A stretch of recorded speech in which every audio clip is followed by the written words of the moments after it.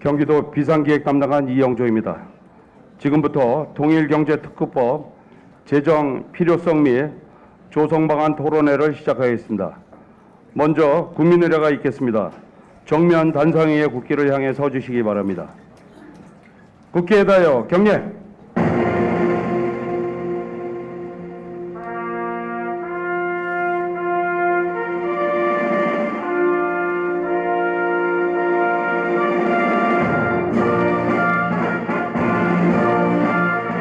나는 자랑스러운 태극기 앞에 자유롭고 정의로운 대한민국의 무궁한 영광을 위하여 충성을 다할 것을 굳게 다짐합니다.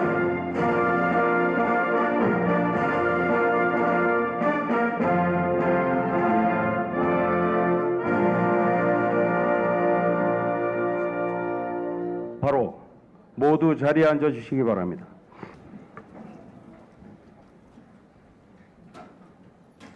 다음은 오늘 토론회에 참석해 주신 내빈을 소개해 드리겠습니다. 한 분 한 분 소개해 드릴 때마다 큰 박수를 부탁드리겠습니다. 먼저 행사를 공동 주최하신 분들을 소개해 드리겠습니다. 경기도 남경필 경기도지사님 참석하셨습니다. 국회 운영위원회 김성원 의원님 참석하셨습니다. 산업통상자원 중소벤처기업위원회 박정 의원님 참석하셨습니다.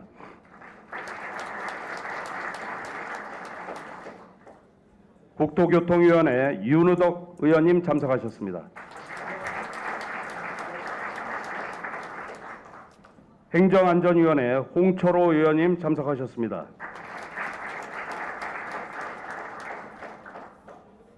이어서 오늘 토론회를 축하해 주시기 위하여 참석해 주신 분들을 소개해 드리겠습니다. 대전 서구갑 박병석 의원님 참석하셨습니다. 인천 계양구을 송영길 의원님 참석하셨습니다.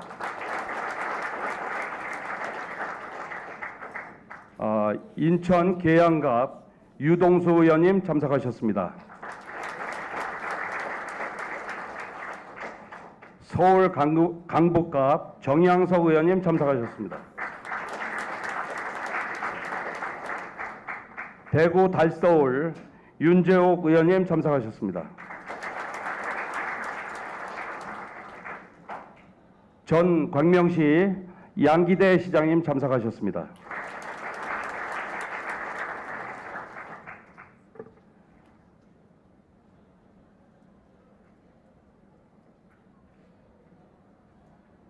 다음은 오늘 발제 및 토론을 해주실 분들을 소개해 드리겠습니다.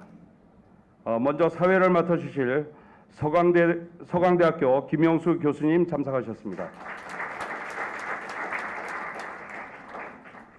첫 번째 주제를 발표해 주실 경기연구원 이외희 북부연구센터장님 참석하셨습니다. 주제 발표를 해 주실 개성공업지구 지원재단 김진향 이사장님 참석하셨습니다. 토론을 해주실 세종연구소 양운철 부소장님 참석하셨습니다. 동일연구원 조한범 선임연구위원님 참석하셨습니다. 국토교통부 손덕환 지역정책과장님 참석하셨습니다. 경기도청 임정관 통일분야 전문가님 참석하셨습니다. 이상으로 내빈 소개를 모두 마치고 다음은 인사 말씀이 있겠습니다. 먼저 남경필 경기도지사님의 개회사가 있겠습니다.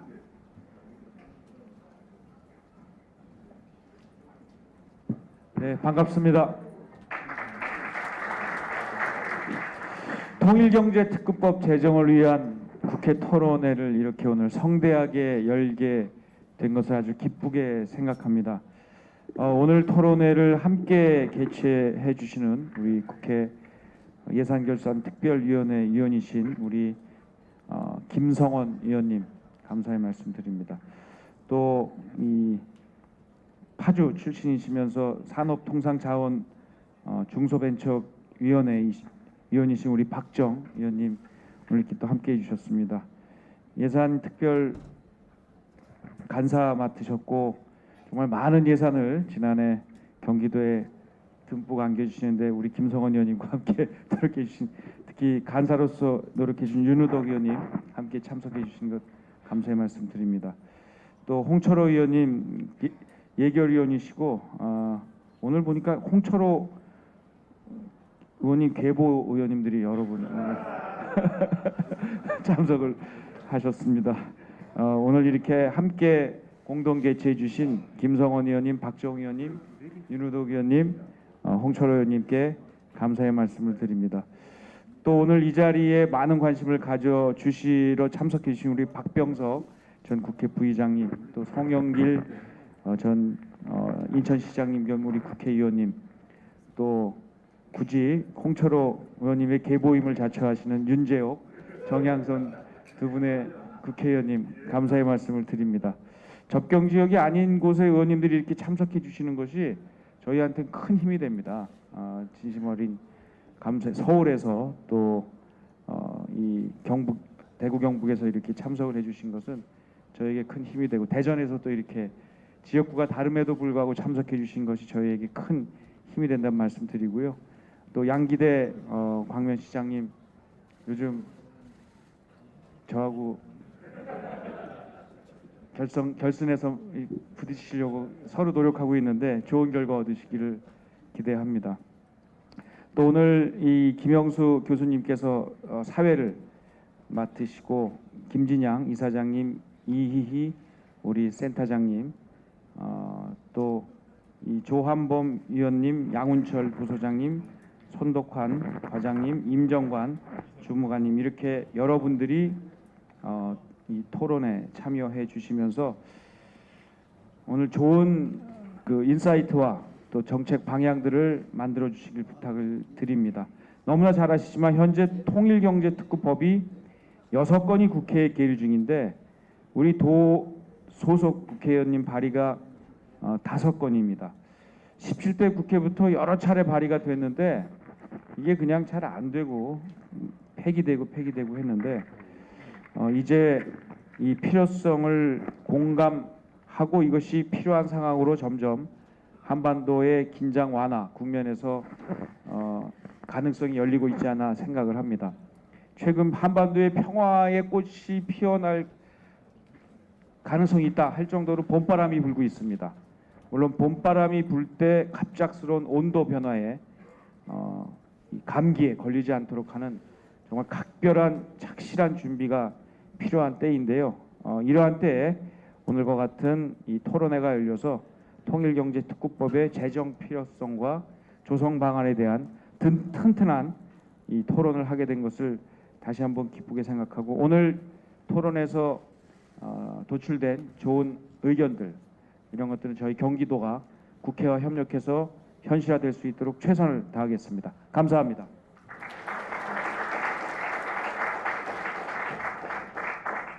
예, 의원님 인사 말씀하시기 전에 조금 늦게 참석하신 우리 고양시을 정재 의원님 소개시켜드리겠습니다. 예. 계속해서 동두천 우리 김성원 의원님 인사 말씀이 있겠습니다. 예, 안녕하십니까. 저 경기도 동두천 연천 출신 국회의원 김성원입니다. 인사드리겠습니다. 저희 많은 국회의원님들께서 접경 지역이 아님에도 오신 분이 우리 저희 정양석 의원님께서요. 우리 이 법안에 이제 해당 그 상임입니다. 외통이 우리 자유한국당 간사를 맡고 계셔가지고 우리 좀 박병석 의원님도 이렇게 또 외통위에서 또 이렇게 와주셔가지고 다시 한번 이 외통위 위원님들께 큰 박수 한번 부탁드리겠습니다. 자, 이게 이 통일경제특구법이 17대서부터 해가지고 이제 정말 결실을 볼 때가 된 것 같습니다. 이 남북 문제랑 틀리게 이 통일이라는 그 단어 하나로 해갖고 우리가 통일 이후 시대를 준비한다는 그런 관점에서 이제야말로 20대 국회에서 좀 반드시 처리해야지 되지 않나, 또 분위기도 많이 무르익었다 이렇게 생각합니다. 본 법안 법안과 관련해서는 이게 이제 20대 국회 1호 법안입니다. 우리 박정 의원님께서 20대 국회 전체 1호 법안으로 이 법안을 제출해 주셨고, 또 개인적으로 저도 제 20대 국회 들어와서 제일 첫 번째 낸 법안이 이런 법안입니다. 이 접경 지역은 그동안에 이제 수도권이라는 이유로 오히려 좀 역차별을 받아왔습니다. 이제 그 지역 균형 발전이라는 이런 불균형을 우리가 수도권에서부터 접경 지역에서부터 좀 개선해야 되지 않나 이렇게 생각합니다. 오늘 많은 토론자분들께서 주시는 그런 고견들을 잘 참조해가지고 꼭 법안이 성안이 될 수 있도록 저도 최선을 다하겠습니다. 감사합니다. 예, 계속해서 박정 의원님 인사 말씀 해주시겠습니다. 예.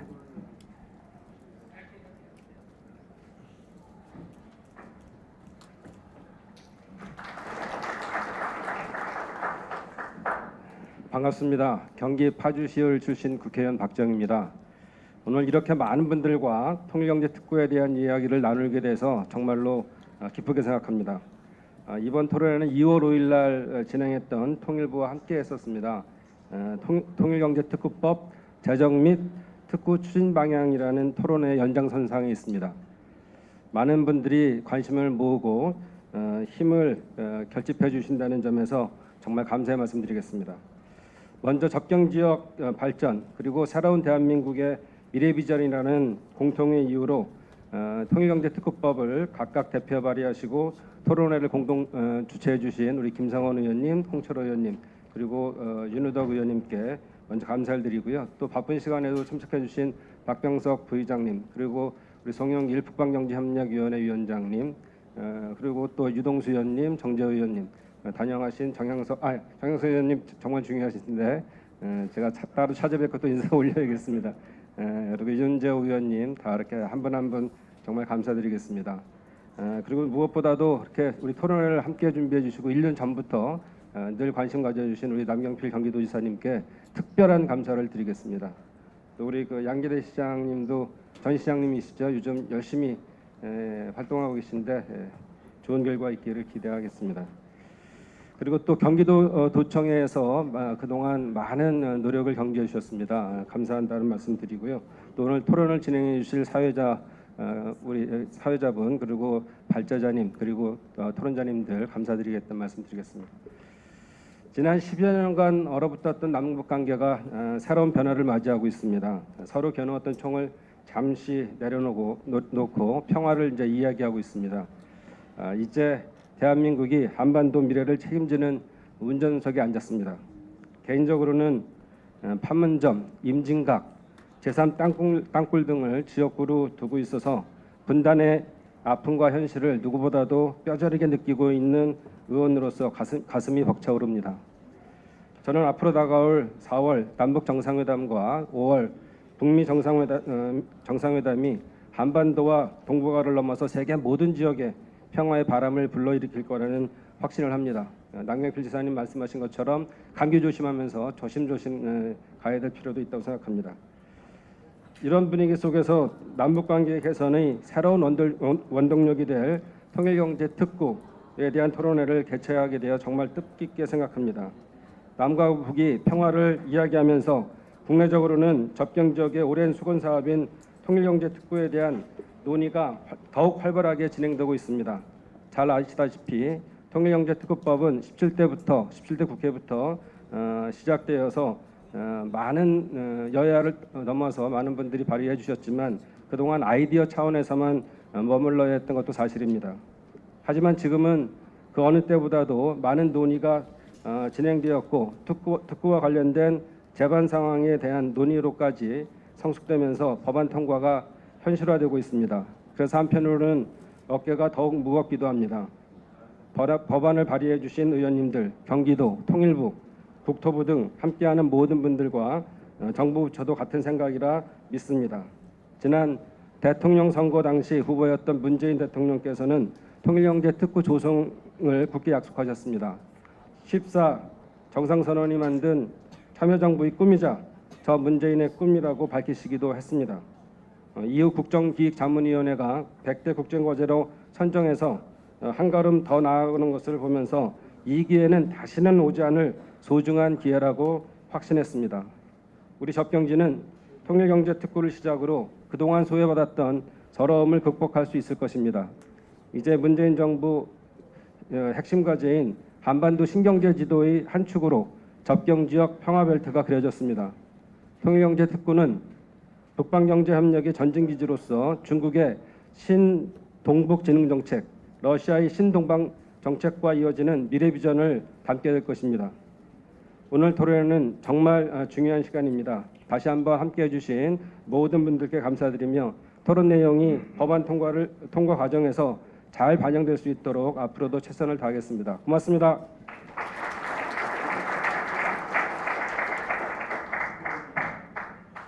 예, 윤우덕 의원님 인사 말씀하시겠습니다. 네, 구체적인 내용은 우리 박정 의원님이 다 말씀하셨고 몇 말씀만 좀 보태겠습니다. 이 법이 이번 금년 안에 꼭 그 제정이 됐으면 좋겠습니다. 이 제정이 되려면 외통위에서 오신 법안 소위의 두 분 박병석 의원님, 정양석 의원님 이 자리에서 꼭 이번에 반드시 법안 의결시키겠다 이렇게 좀 약속을 해주셨으면 좋겠어요. 예, 그리고 또 남경필도 이사님 오셨습니다. 그 공직 사퇴 안 하셨죠 아직요? 예, 지사님, 이게 성을 바꾸라는 얘기를 하면 큰일 나죠. 이게 북쪽 지역에 이 통일경제특구가 돼야 되는데 별명으로라도 남경필이가 아니라 북경필이라고, 북쪽 지역을 사랑하는 북경필이라고 이렇게 좀 말씀을 해주시면 이 법이 더 빨리 좀 통과될 것 같습니다. 그리고 역사적인 제3차 남북 정상회담이 이제 다음 달 말에 열리는데 그 장소가 판문점 평화의 집으로 이렇게 발표됐죠. 판문점은 우리 파주에 있는 파주시 진서면 어룡리에 있는 건물입니다. 그래서 앞으로 여기 계신 분들 또 보도해 주시는 분들 이렇게 좀 말씀 좀 해주십시오. 3차 남북 정상회담은 파주 평화의 집에서 개최된다. 파주 평화의 집에서 개최된다고 꼭 발표해 주시고 보도해 주시기 간절히 호소드립니다. 자, 와주셔서 감사합니다.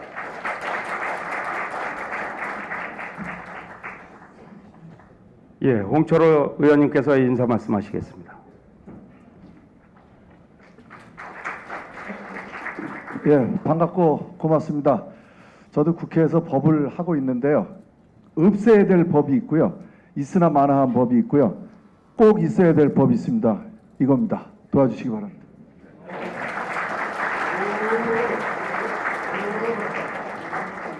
예, 오늘 저 귀한 걸음을 해주신 5분 의원님 짧게 축사를 듣는 시간 갖도록 하겠습니다. 우리 먼저 박병석 의원님 짧게 인사 말씀해 주시기 바랍니다.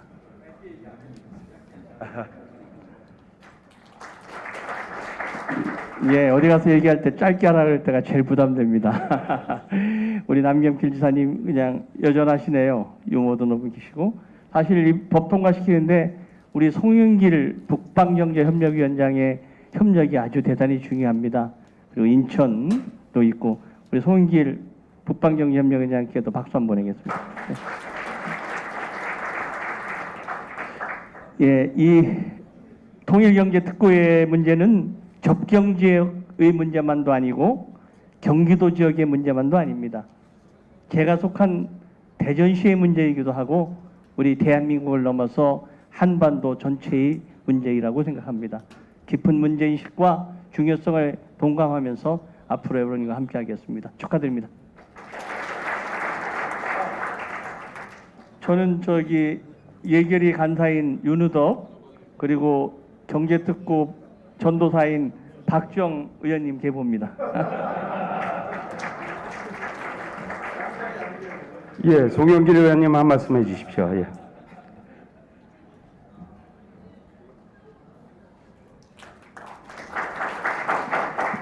여기 인천시가 공동 주최로 안 돼서 서운한데 사실 제가 시장 시절에 우리 강화도와 개풍군을 같이 연결해서 인천국제공항으로 개성공단 제품이 수출로 나가는 그런 비전을 가지고 추진했는데 이 법 만들 때 좀 끼워주세요. 인천요. 같이 할 수 있게. 정말 잘 됐으면 좋겠는데 해방 이후 처음으로 6.25 이후 처음으로 남북 정상회담과 북미 정상회담을 앞에 두고 있습니다. 정말 기도하는 심정으로 이게 잘 풀려서 개성공단도 복원이 되고 또 반대로 개성공단 저희 교동도에 딱 그를 제안했습니다만 파주도 마찬가지고 북측 근로자가 이쪽으로 출퇴근해서 만드는 공단을 상호 보증적으로 만들어서 발전됐으면 좋겠습니다. 우리 김진양 교수 개성공단 전도사도 와 계시는데 CVID를 이야기해서 제가 CVIG와 맞바꿔라 이렇게 하고 있습니다. Completely Verifiable Irreversible Dismantle Nuclear Facility를 한다면 북쪽 입장에서는 마찬가지로 Completely Verifiable Irreversible Guarantee Not Regime Change 자기 시스템을 보장해줘야 핵을 포기할 거 아니겠습니까? 일방적으로 어떻게 핵을 포기해요? 미국은 자기들이 총기 사고가 나더라도 총을 더 팔리고 있는 나라가 한쪽만 총을 일방적으로 내려놓겠습니까? 그래서 저는 CVIG와 CVID 간의 성공적인 딜을 통해서 북미 정상회담이 성공하기를 간절히 바라고 있습니다. 그러면 저희가 이제 우리 박정원님을 북방경제협력위원 고문으로 모시고 있는데 철도도 연결돼서 11회로 연결되고 그리고 경기도와 저희 인천, 강원도가 다 접경 지역이 돼 있는데 경제 교류가 활발히 돼서 경제적 통합을 했으면 좋겠습니다. 저희 인천 지역은 지금 해사 모래를 하도 파가지고요. 우리나라가 오해고가 100만 톤 밑으로 떨어졌습니다. 처음으로.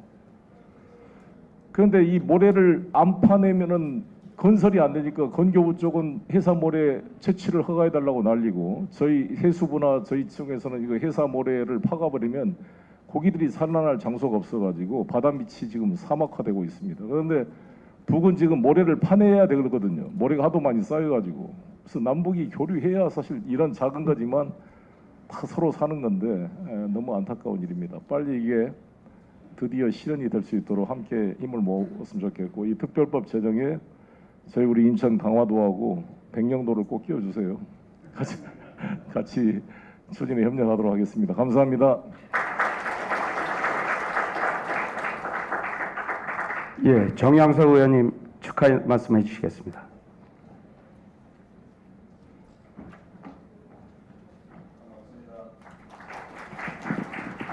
여러분 반갑습니다. 저희들 이야기보다는 오늘 준비하신 교수님들 말씀을 듣는 시간인데 저 이렇게 독촉을 받았습니다.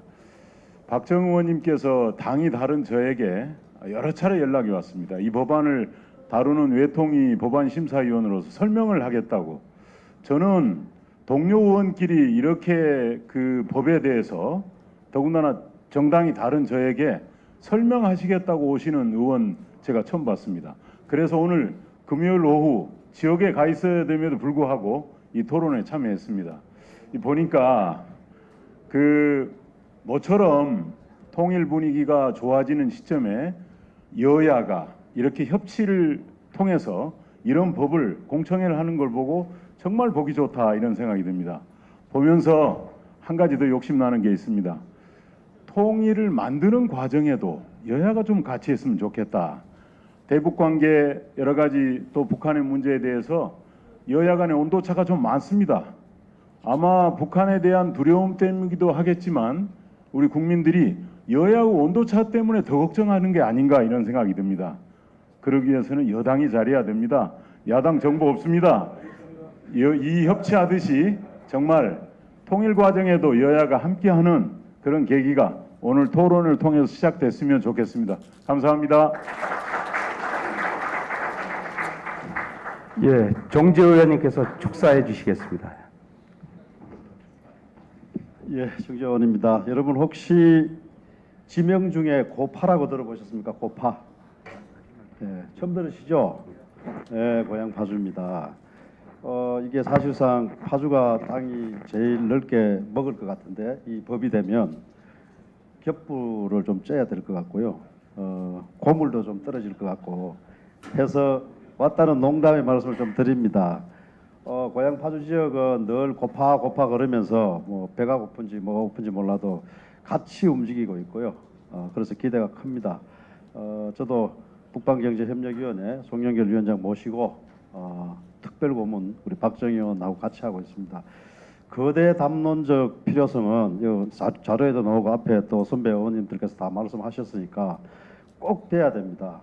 우리 거대 담론도 실현하고 고향 파주 지역의 발전과 접경지 도시들의 세상 일은 마냥 좋을 수도 없고 마냥 나쁠 수도 없지 않습니까?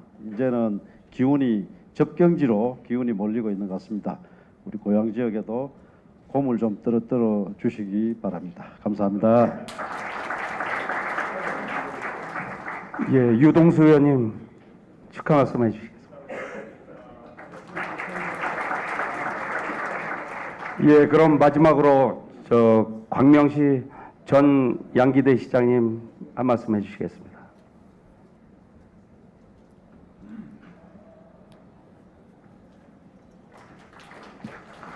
예, 저한테 소중한 기회를 준 우리 남김길 지사님과 또 국회의원님들에게 고맙다는 말씀 드리겠습니다. 제가 어제 시장 사퇴하고 오늘 경기도 지사 예비후보 등록했는데 제가 시장할 때 광명에서 개성까지 유라시아 평화철도 좀 했습니다. 그래서 도라산도 여러 번 가봤는데 도라산역에서 개성공단까지 6km 철도가 나 있더라고요. 근데 이제 개성공단에서 개성 시내까지 6km가 안 나 있는데 그것을 연결하면서 통일경제특구가 잘 어우러지는 대한민국을 넘어서 세계적인 의미 있는 특구가 되기를 기원드리겠습니다. 그 길을 위해서 저도 함께하겠습니다. 축하드립니다.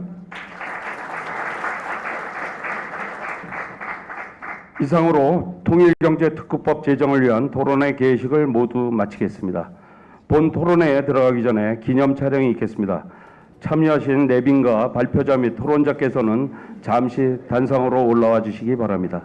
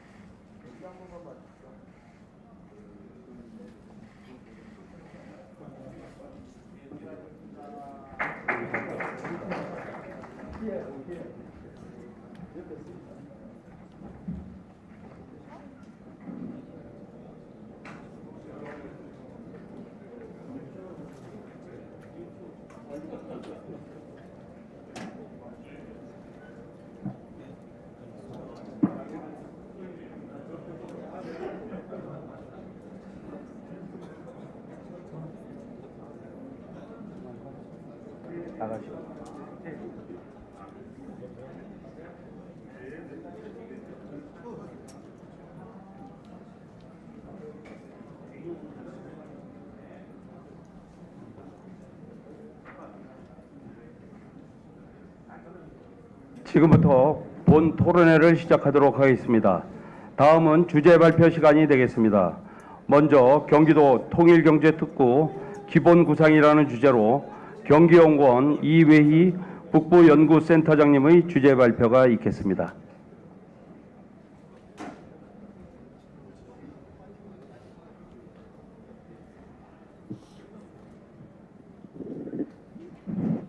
네, 안녕하세요. 소개받은 경기연구원 이외희입니다. 네. 첫 번째 발제가 되겠는데요. 경기도 통일경제특구 기본구상에 대해서 말씀드리겠습니다. 내용은 개요하고 기존 계획과 관련 계획, 그다음에 경제특구 사례, 그다음 통일경제특구 조성 방향에 대해서 말씀을 드리겠습니다. 경기도 통일경제특구 조성을 방향을 연구하게 된 배경은 뭐 앞에서도 말씀을 하셨지만 이제 특구법 제정을 눈앞에 두고 있습니다. 그래서 특구법이 제정이 되게 되면은 이제 통일부에서 통일경제특구 기본계획을 수립하게 되고 이게 법에서 제시하고 있기를 이제 그렇게 되면은 시도지사가 개발계획을 수립하게 되어 있습니다. 그래서 그 개발계획 수립 전에 경기도에서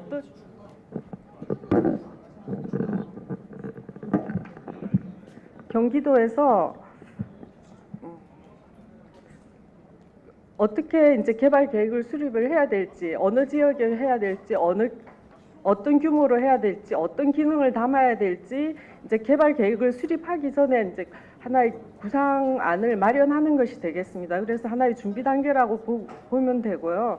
그래서 저희 그 발제 내용은 이렇게 경기도 통일경제특구를 조성할 때 어떻게 했으면 좋은지 하는 그런 내용이 되겠습니다.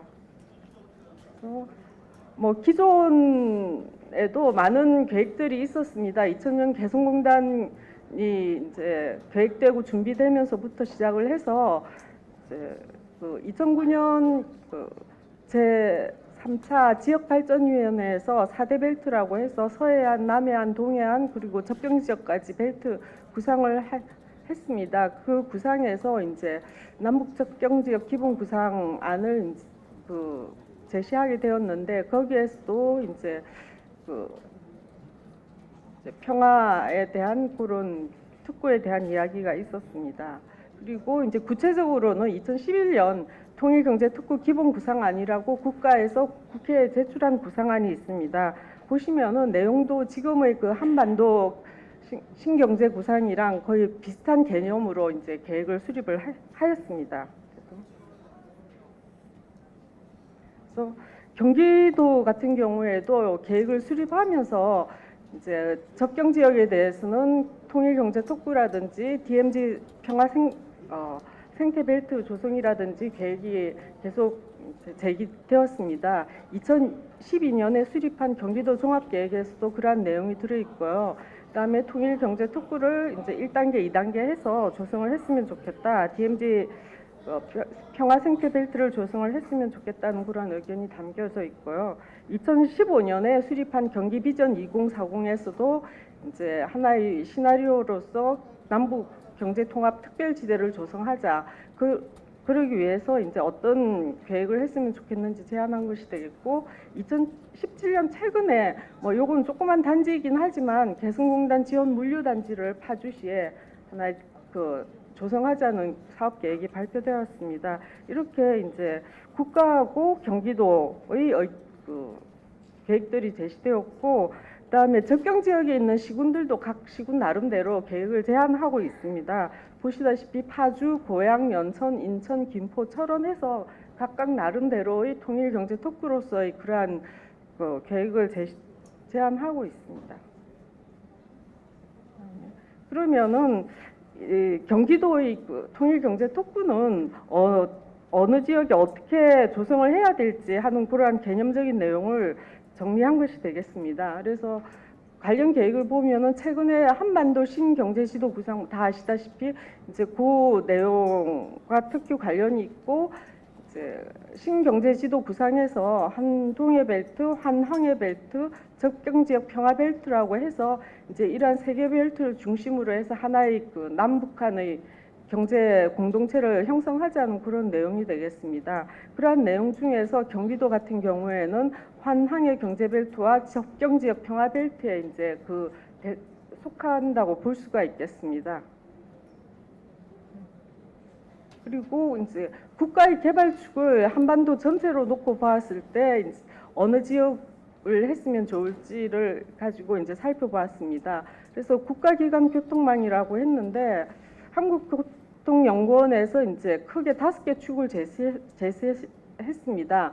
경부 경의축선하고 이제 동해하고 호남선 축하고 서해안 축, 동해 축, 그 다음에 이제 동서축으로 이렇게 5개 축을 했는데, 이제 국가 신경제지도 구상에서는 H축으로 해서 동해안과 서해안 축을 했지만 이제 교통축으로는 X축이 이제 주요 축이 될 것 같습니다.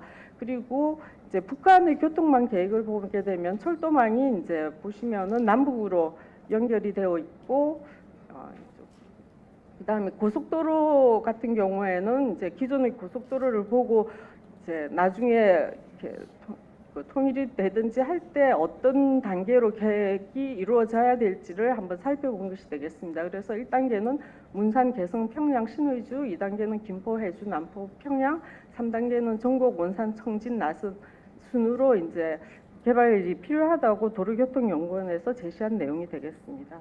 그다음에 이제 국토부에서 남북 SOC 연결 사업을 2015 그전부터도 계획을 했지만 이제 2015년에도 이제 이걸 하다가 지금 중단이 된 상태인데 경원선이나 동해선, 금강산선, 고속도로 이제 국도 이러한 연결 사업에 대해서 제시를 하고 있습니다. 그리고 이제 크게 대중국, 대러시아의 그러한 연계 선상에서 이제 저희들이 그 경기도의 통일경제 특구를 이야기할 때 이제 경부 경의척 축산하고 축선상의 이제 지역하고 경원선 축상의 이제 그 지역을 제안을 했습니다. 그래서 저희들이 또 이제 통일경제 특구를 이야기할 때 그러면 사실 이게 경제적인 그런 타당성이 있는 그런 사업이 아닙니다. 그래서 그렇다고 규모를 이게 통일경제 특구인데 소규모로 할 수도 없고 해서 그럼 경제 특구가 어느 정도의 규모로 어떤 기능을 갖고 있는지를 이제 다른 사례로서 이제 정책적인 그런 관점에서 살펴본 것이 되겠습니다. 개성공단 같은 경우에는 아시겠지만 총 면적이 뭐 2천만 평이 되겠습니다. 그래서 66제곱킬로미터가 되는데 이 중에 공장이 800만 평으로 굉장히 대규모로 계획이 되어 있고요.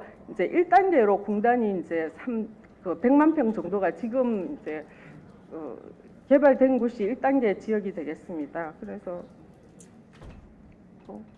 1단계는 거의 이제 제조업 중심으로 돼 있고 2단계, 3단계로 갈수록 이제 IT나 첨단 산업 쪽으로 계획이 되어 있지만 지금 남북 관계상 이제 그런 제조업 중심으로 움직이고 있습니다.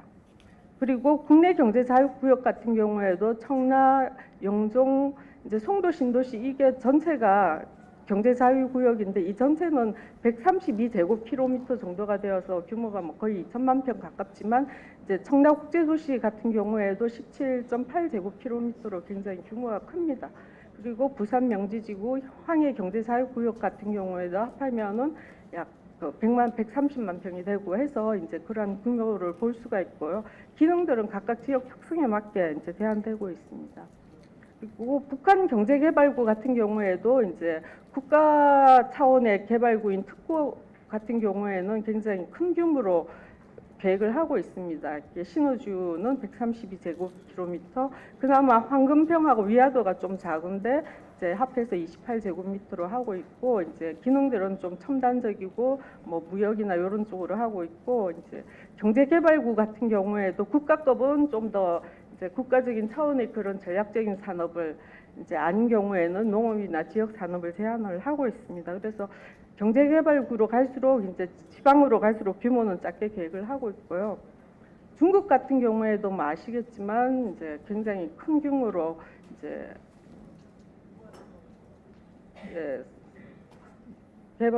계획을 수립을 하고 있습니다. 그래서 조그맣게는 도시는 점, 그 다음에 연결된 지역은 선, 그 다음에 전체적으로는 이제 개방구라고 해서 면적으로까지 계획을 수립을 하고 있습니다. 그렇게 했을 때 이제 저희들이 어느 정도의 규모로 어떤 기능을 가져가야 될지를 한번 살펴본 것이 되겠고요.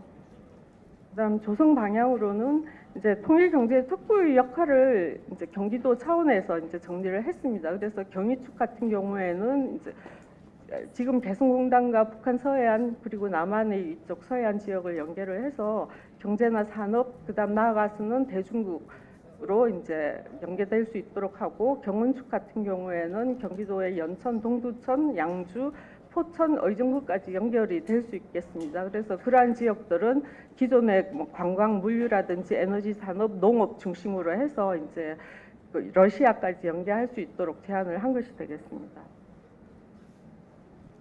그러면은 남북관계 시나리오에 따라서 경기도 통일경제특구의 역할을 어떻게 정할 것인지를 이제 경의축하고 경원축으로 나누어서 살펴봤습니다. 남북관계 시나리오를 경색, 이제 경색 완화, 남북교류, 통일이 이제 가까워졌을 때 이렇게 4단계로 구분했을 때 경유축 같은 경우에는 이제 경색 완화까지는 개성공단하고 서로 연계 보완이라든지 예비할 수 있고 이제 남한 기업을 중심으로 해서 갈 수밖에 없기 때문에 그러한 지역 중심으로 하고 이제 남북 교류가 활발하게 되면은 개성공단도 2, 3단계로 확대를 하고 경기도 통일경제특구도 확대할 수 있는 방향으로 제안을 했고요. 그 다음에 이제 통일이 가까워지면은 개성하고 파주 간의 연계라든지 하나의 트윈시티 개념으로 해서 통일 대비 완충 역할도 할 수 있고 또한 이제 동북아로 확장할 수 있는 그러한 역할을 부여를 하고 이제 기능들은 거기에 맞게끔 제안을 한 것이 되겠습니다. 그다음에 경운축 같은 경우에도 경운축은 사실 파주 같은 경우에는 개성이랑 연결이 되어서 물리적으로 연결이 되어 있지만 이제 경운축 같은 경우는 아직 연결을 이제 해야 되기 때문에 조금 늦어질 수가 있습니다. 그래서 초기에는 남한 자원을 활용한 기반을 조성하고 교류가 활성화될 때는 남북 연결 등 물리적 기반을 조성하고 이제 통일이 가까워졌을 때는 이러한 산업 기반을 확대하는 반면에 또 이제 러시아까지 확장을 고려한 그런 식으로 이제 제안을 했고 기능들은 각 지역별 특성에 맞게 이제 제시한 것이 되겠습니다.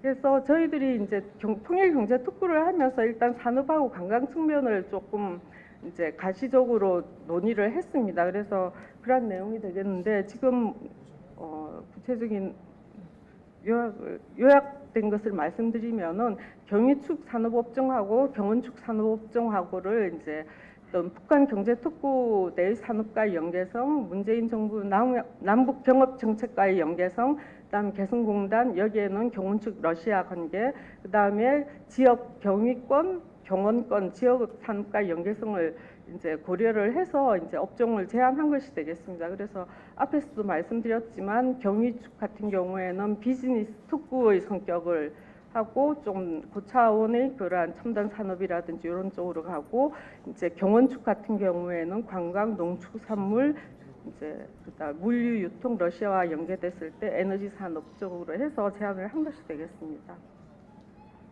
그다음에 관광도 이제 하나의 큰 기능으로 통일경제특구의 기능으로 제안을 했는데요. 그래서 관광은 어쨌든 하나의 중간자적인 윤활유 역할을 할 수 있는 하나의 촉매제 역할을 할 수 있다고 봅니다. 그래서 이제 접경 지역이나 남북 관계의 부정적 관점을 긍정적으로 이제 조금 할 수 있는 그런 역할을 할 수 있다고 보고 있습니다. 그래서 도입 기능도 경위축, 경원축으로 해서 일단 지역 1단계는 각각 이제 특구 중심과 주변 지역을 중심으로 하고 2단계 같은 경우에는 이제 여기는 남과 북한의 산업 관광 벨트, 세 번째는 중국까지 연계하는 것. 마찬가지로 경운축도 이제 연천군 중심으로 했다가 이제 경위축과 이제 동서간의 연결, 그 다음에 한반도, 동북 삼성, 러시아까지 연결하는 것들을 제안을 했고 이제 그러한 지역 내에 있었던 자원을 어떻게 활용할지를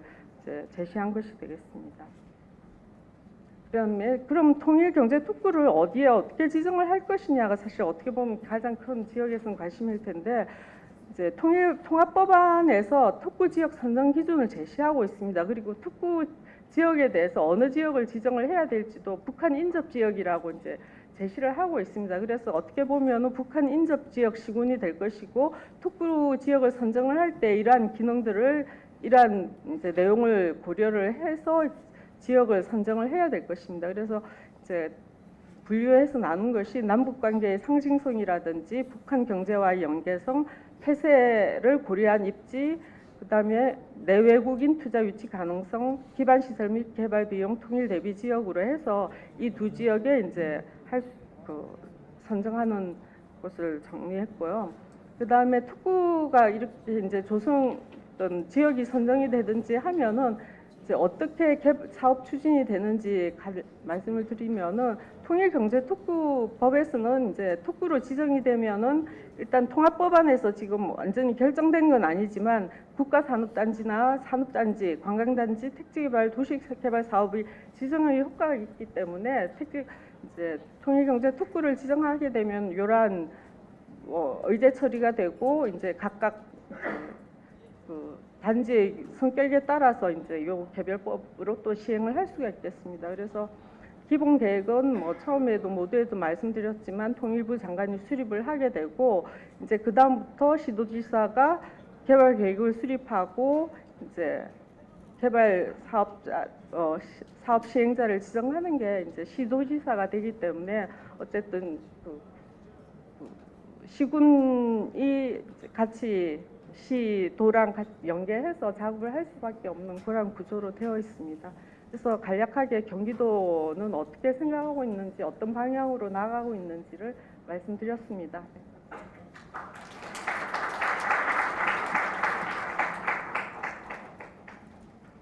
예, 이회희 센터장님 수고 많으셨습니다. 이어서 통일경제특구와 개성공단 연계 방안이라는 주제로 개성공업지구 지원재단 김진양 이사장님의 주제 발표가 있겠습니다.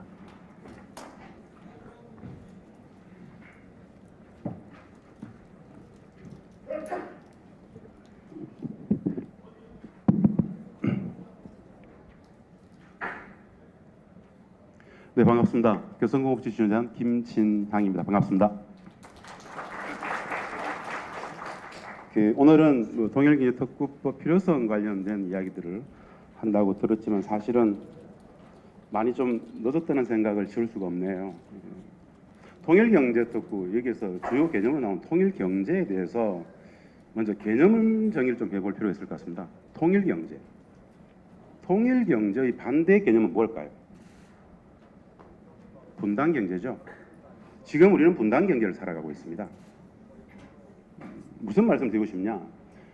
70년 우리 분단경제 체제는 더 이상 구조적인 저성장군이 빠져 있습니다. 수많은 예산들을 들여가지고 지속 가능한 신성장 동력들을 찾는다고 하지만 분야별로 진짜 간단치 않죠. 이 분단 체제 속에서 과연 가능할 것인가라는 근본 물음을 이제는 던져야 합니다. 지난 70년 체제 분단 경제가 안고 있었던 전혀 상정하지 못했던 평화 경제, 즉 통일 경제가 이제 우리 눈앞에 이제 다가오게 됩니다.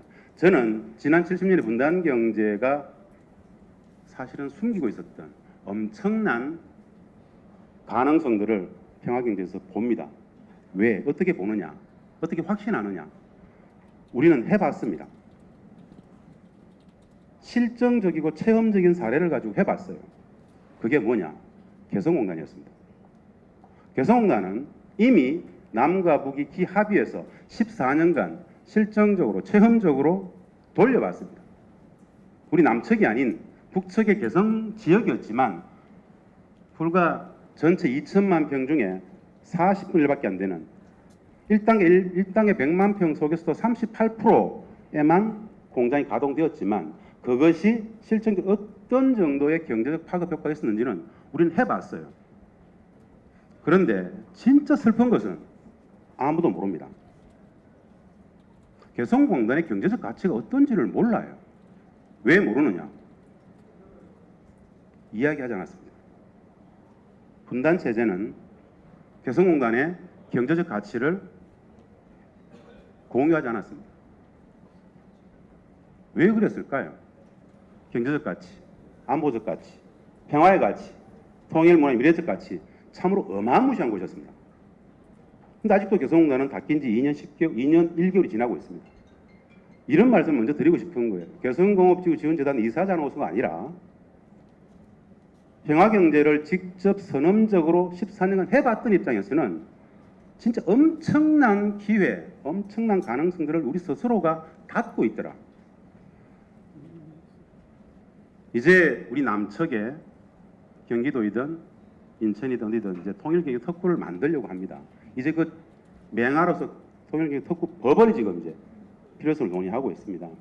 개성에서의 경험들은 잠시 말씀을 드릴 겁니다. 사실 이 통일경제 특구법이 나오게 된 배경이 개성공단이라는 엄청난 기존의 공단이 있기 때문에 그것과 연계한 연계형 특구로서 만들고자 했던 게 최초의 발의였습니다. 최초의 그 아이디어였습니다. 이제 그것이 눈앞에 있다고 저는 보는데요. 개성공단의 가치들을 이야기하면서 향후 개성공단을 넘어서 북측이 현재 추진하고 있는 전체 국가 경제 개혁, 국가급 경제특구, 지방급 경제특구 엄청나게 많은 2013년부터 경제개혁 조치들을 하고 있습니다. 북측이 엄청난 경제개혁 조치들을 하고 있다는 사실도 사실은 우리 국민들이 1%도 모릅니다. 정치, 군사적인 문제에 다 매몰돼 가지고 정작 우리의 살림살이, 국민들의 먹거리 문제 바로 눈앞에 있는데 다 도외시되고 이념이다, 정치 군사적인 안보 문제에 매몰돼 가지고 한 치 앞도 못 내다보고 있는 거 아닌가, 이런 생각들을 좀 해봅니다. 많이 늦었다. 이제 필요성 논의가 아니라 어떻게 구체적으로 실천할 것인가의 문제들을 좀 많이 논의했으면 좋겠다는 말씀을 드리면서 준비된 자료를 이야기를 하고자 합니다. 전체적으로 목차를 제가 4장으로 잡았습니다. 개성단의 가치, 두 번째 통일경특구와 개성공단, 그리고 간단히 정책 제안과 매점말을 하는데요. 여기서 개성단의 가치를 왜 이야기하고자 하는가? 너무 모르기 때문에.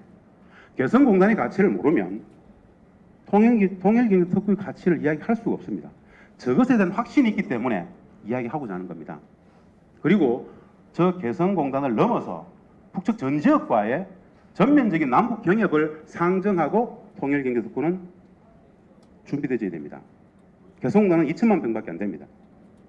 향후에 전개되어질 전면적인 남북의 경제 협력의 시대를 상정하고 10년, 20년, 30년 돌로 내다보면서 통일경제특구법을 상정해야 될 것이다. 이런 말씀 드리면서 먼저 개성공단부터 말씀을 드립니다. 이거 길게 이야기하지 않겠습니다. 개성공단이 평화의 가치, 경제의 가치, 안보의 가치, 사실 이 내용만 하더라도 참 엄청난 내용들인데 간단하게 한 가지만 말씀드리겠습니다. 경제적 가치만. 평화, 안보, 통일, 이건 실정적으로 14년간 그곳에서 우리는 생활해왔기 때문에, 같이 생산해봤기 때문에 어마무시한 경험들이죠. 그거 다 제외하고 경제적 가치만 말씀드려보겠습니다. 경제적 가치만. 이거 국민들이 잘 모릅니다. 정부는 발표한 적이 없습니다. 왜 발표하지 않는가? 그건 지금 중요하지 않습니다. 경제적 가치를 먼저 말씀을 드리고, 저렇게 폭발하는 경제가 있는데 저기에 들어갔던 기업들은 아주 영세한, 아주 사양 산업들이었는데 경쟁력 있는, 기술 경쟁력을 담보하고 있는, 마케팅 능력을 담보하고 있는 중견 기업들이 들어갔을 경우에 폭발성은 어떻게 될까? 상상이 되지 않죠. 그것과 맞물리는 통일경제특구법이 되기 때문에 소개를 하고자 합니다. 이렇게 이 많은 내용들은 지금 참고 자료가 나가 있습니다. 보시면 될 거고요. 상징적으로 그렇게 말씀드리면 될 것 같습니다. 우리가 1년간 개성공단을 통해서 1년간 들어가는 환산 가능한, 돈으로 환산 가능한 모든 금액들, 북측 근로자 54,000명 전체 1년간 임금, 그리고 세금, 하다못해 간접 인건비로 책정이 되어지는 그 초코파이 개수까지 다 환산했을 때 1년간 900억 원이 들어갑니다. 900억 원. 근데 우리는 그곳에서 GDP 기준으로, 최종 생산물의 최종 소비자 가격 기준으로 최소한 30억 달러 이상은 생산해 옵니다. 전 세계에서 개성공단만한 가치를 가지는 공단이 있을까요? 단호하게 없습니다. 단호히 없습니다. 북측 근로자들의 한 달 임금은 2005년 기준, 2006년 기준으로 한 달 실질 평균 임금이 6만 5천 원이었습니다. 혹시 6만 5천 원 들어보신 적 있으십니까? 한 달 실질 임금이 6만 5천 원이 되면 다들 경악합니다. 그곳이 개성공단입니다. 많이 올라서, 진짜 많이 올라가지고 2015년 기준으로 15만 원이었습니다. 이게 남북경협이라는 거예요. 이게 다 바로 남북경협이라는 겁니다. 30년 전부터 경쟁력이 떨어진 아주 노동집약적인, 우리 국내 산업 구조 속에서는 할 수 없었던 그런 업종들조차도, 그런 업종이 아주 영세한 하청업체들도 개성공단 들어가면 2년, 3년이면 최고의 경쟁력을 담보하는 회사가 될 수밖에 없습니다. 근데 이런 개성공단의 가치를 진짜 가슴 아프게 공유를 하지 않았어요. 개성공단 그러면, 국민들한테 물으면은 개성공단 그러면 다들 부정적으로 생각합니다. 좋은 얘기는 한 번도 들어본 적이 없어요. 우리 개성공업지원재단 직원들은 가슴이 터집니다. 이런 가치를 왜 이야기하지 않느냐? 분단 체제이기 때문에 남북 관계가 정치 군사적으로 대립적 국면으로 가기 때문에 이런 이야기 하지 않았어요. 이제 해야 됩니다. 국민들의 먹거리, 살림살이가 진짜 중요하다면 구조적 저성장이 빠져있는 대한민국 경제가 구조적으로 남북 경협이면 그냥 구조적 돌파가 될 수밖에 없습니다. 정치 이념의 문제, 모든 것들은 살림살이 문제 아니겠습니까? 그렇다면 남북 경협 해야죠. 이 도표는 간단히 말씀드리면 이 도표는 무엇을 의미하는가?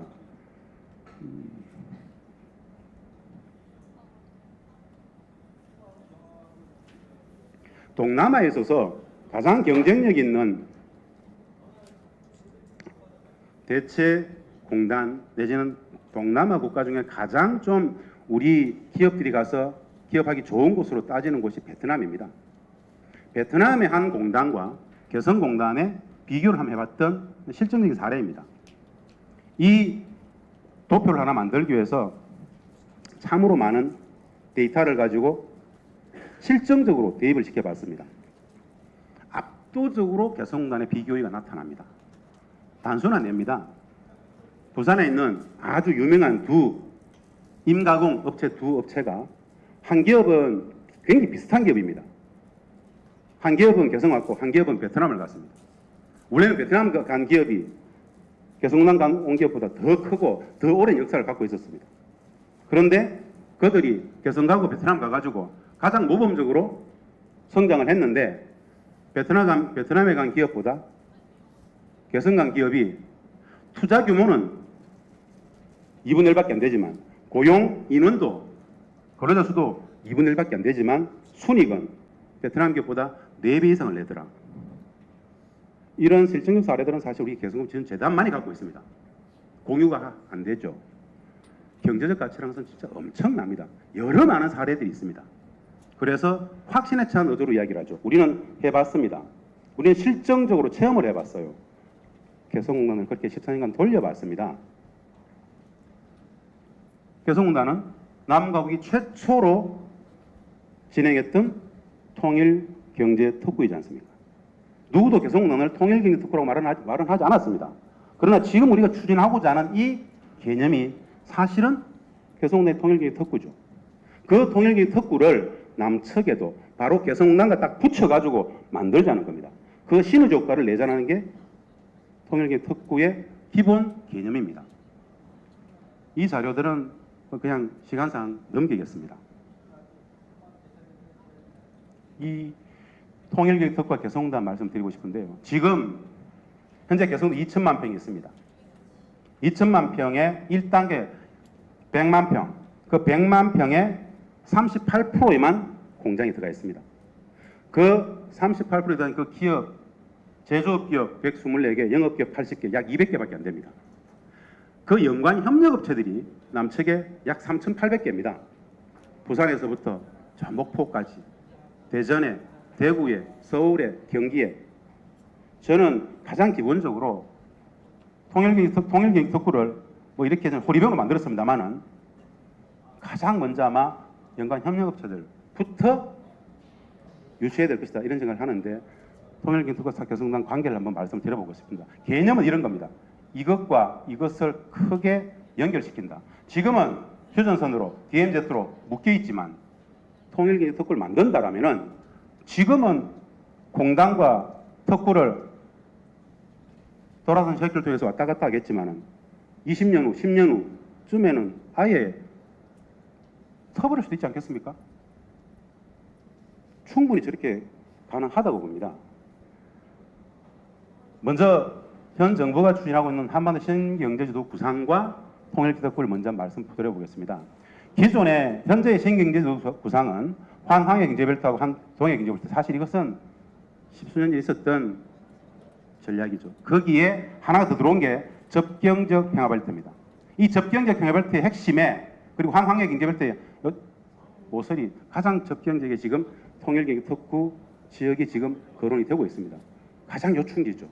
이 환황해경제벨트, 환동해경제벨트, 이 환이 완성이 되기 위해서는 남북 경협은 어떻게든 복원이 돼야 됩니다. 남북 경협이 전면화되지 않고서는 저 환은 구성이 되지 않습니다. 우리 대한민국 경제의 미래를 본다라면은 일단 저 환을 구성을 하고 완성을 해야 되겠죠. 그 첫 출발이 사실은 개성공단 재개 정상화가 모일 겁니다. 개성공단 재개 정상화하지 않고 남북 경협이 되겠습니까? 사실 그건 문제가 있죠. 그래서 이 그림의 중심에 통일교 특구와 개성공단이 존재한다고 보는 겁니다. 이 내용들은 사실은 뭐 특별한 게 아니고요. 자, 통일교 특구와 개성공단 저희들은 좀 단순하게 생각했습니다. 아주 디테일하게 깊이 있게 보진 않습니다. 개성공단 했던 그 경험을 가지고 어떻게 연계시킬 것인가 이 문제를 봅니다. 첫 번째, 통일교 특구의 역할은 남북 경협 AB 기업의 대북 진출 테스트 베드로서 역할을 해야 될 것이다. 개성공단을 해봤습니다. 많은 기업들이 엄청난 돈을 벌었습니다. 늦게 들어온 기업들은 남북 당국 관계가 비정상화되면서 굉장히 어려웠었습니다. 중요한 것은 매우 정상적인 당국 관계만 담보가 된다면 상상할 수 없는 경제적 부들이 창출됩니다. 자, 그런데 남북 경협은 우리 기업들이 중국 나가는 것, 우리 기업들이 베트남 나가는 것과 차원이 다릅니다. 우리는 분명히 알아야 됩니다. 개성공단을 왜 했느냐? 상호 존중. 개성공단은 일방적인 공간이 아닙니다. 우리만 돈 버는 곳이 버스도 안 되고 북측만 이득을 낭서도 안 됩니다. 남과 북이 공히 상호 존중적 태도 속에서 공용하는 곳이죠. 그러면 개성공업 지구에 맞는 특징적인 법 제도들이 있습니다. 그것을 준수할 수 있어야 됩니다. 최소한 그러려면 우린 개성공단 들어가면 북측 근로자 54,000명을 만나고 우리 기업들이 함께 일을 하게 되면 무엇이 기본 인식의 전제가 되어야 되느냐? 내가 데리고 내가 고용해서 일을 하고 있는 북측 근로자들 그들에 대한 상호 존중적 태도가 사실 필요합니다. 우리의 인식의 기준, 우리의 생활 양식의 상식과 보편, 우리의 가치 규범이 우리의 진선미의 기준이 절대 기준이라고 생각하고 그들에 대해서 폄훼하고 하대하고 업수 여긴다? 그럼 공단할 수가 없습니다. 무슨 뜻이냐? 로마에 가면 로마의 법을 따르는 것처럼 개성공단에 들어가면 남과 북이 철저히 상호 존중의 태도로서 함께 일을 하는 겁니다. 그런데 최초에 개성공단을 만들었을 때 우리 기업들이 막 들어가가지고 이 훈련이 전혀 안 됐었습니다. 그런 교육이 안 됐었어요. 그냥 아무 데서나 서울에서 그냥 공장 하듯이 많이 했습니다. 그 생활 양식과 문화 관습의 차이 때문에 사실은 갈등들이 없지 않았습니다. 물론 그 갈등들은 시간이 지나면서 다 극복이 되었습니다. 그래서 그 시간을 단축하기 위해서 남북경협 예비기업의 대북 진출 테스트 배터리 역할들을 통일경 특구 그 안에서 다 좀 이루어졌으면 좋겠다. 무슨 뜻이냐? 남북경협 예비기업들을 교육하고 육성하고 인큐베이팅해서 들여다보내야 된다. 그 역할을, 그 메카의 역할을 통일경 특구가 해야 된다. 이런 말씀이고요. 개성공단과 연계, 남북경협의 중심의 역할을 해야 되겠죠. 남북경협 센터 설치는 뒤에 나오는데요. 뭐냐면 개성공단만 봐서는 안 됩니다. 개성공단 물론 지금 100만 평의 반밖에 안 되지만 2천만 평 갔을 때 연간 협력업체가 아마도 5만 개, 10만 개가 갈 겁니다.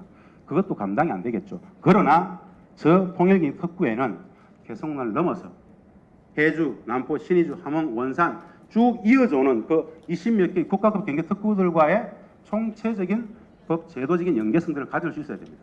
그것을 담보하고 가야 됩니다. 안 그러면 10년짜리 계획밖에 안 될 거라는 생각이 듭니다. 포화 상태가 될 거란 말이죠. 어차피 지금 논의되어지는 이 경기도 지역의 이쪽은 육로로서는 북측의 관문입니다. 이미 강원도 지역은 관광 쪽으로 보죠. 산악 지역이어서 산업 경제적 협력 자체가 굉장히 어렵습니다. 인천 지역은 해상 루트가 있죠. 육로, 철도와 도로 이 부분은 결국 개성 라인을 따를 수밖에 없을 겁니다. 그러면 이 지역에 개성과 맞물려 있는 이 지역에 집중적인 통일경 특구의 메카로서 역할들을 줄 수밖에 없을 겁니다. 그 준비를 해야 될 거란 말씀을 드리는 겁니다. 두 번째, 개성공단과 연계 고도와 마찬가지입니다. 통일경 특구와 개성 연계계 수립표 이건 뭐 지금 하면 되죠. 어려운 게 아닙니다. 왜? 처음 하는 게 아닙니다. 우리는 개성공단 해봤기 때문에 14년의 경험 속에서 북측의 질서, 체계 이미 그 경험이 있습니다. 그걸 그대로 녹여내면 됩니다. 전혀 어려움이 없습니다. 세 번째, 통일기 특구 성공에서 입주기업 취다. 이건 뭐 당연한 이야기죠. 통일기 특구 안에서는 인큐베이팅부터 판매, 연구개발 굉장히 많은 역할이 있는데 가장 핵심은 기업 유치일 겁니다.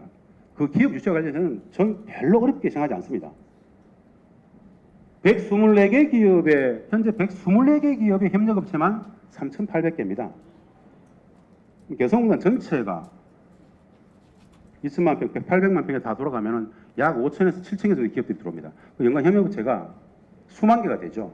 그 협력업체들이 우선적으로 들어올 수 있는 공단이 아마 통일기 특구가 될 것이다. 그래서 특별한 투자 유치가 필요 없을 정도로 쉽게 갈 수 있지 않겠는가, 그렇게 보고 있습니다. 네 번째, 장기적으로는 개성공단과의 통합을 고려할 필요도 있을 것이다. 이렇게 묶어버리면 통합이 될 수밖에 없겠죠. 통일기 특구의 기능과 개성공단 관련해서 우리가 개성을 해본 경험으로서 본다라면은 중요하게 다룰 수 있는 게 일단 인큐베이터 교육 육성을 하고 생산을 하고 물류, 사실은 초기에는 물류 기주로서 역할을 엄청나게 할 겁니다. 물류, 판매까지 가능하겠죠. 연구개발, 관광까지. 사실은 저 DMZ 지역은 전체가 평화관광지대와 해도 별 무리가 없을 정도로 관광경이 엄청납니다. 이 내용들이 통일기 특관에서 주요하게 기능할 수 있지 않겠나, 그런 상정들을 해봤습니다. 예, 그래서 이 통일기 특구 내에 남북경협센터 가칭입니다. 이런 걸 설치해서 경영 예비기업을 육성하고 인큐베이팅하고 협력사업 승인하고 경영기업 지원한다. 이건 무슨 이야기냐? 개성공업지원재단은 개성공단의 개성공단 관리위원회를 운영하고 있습니다.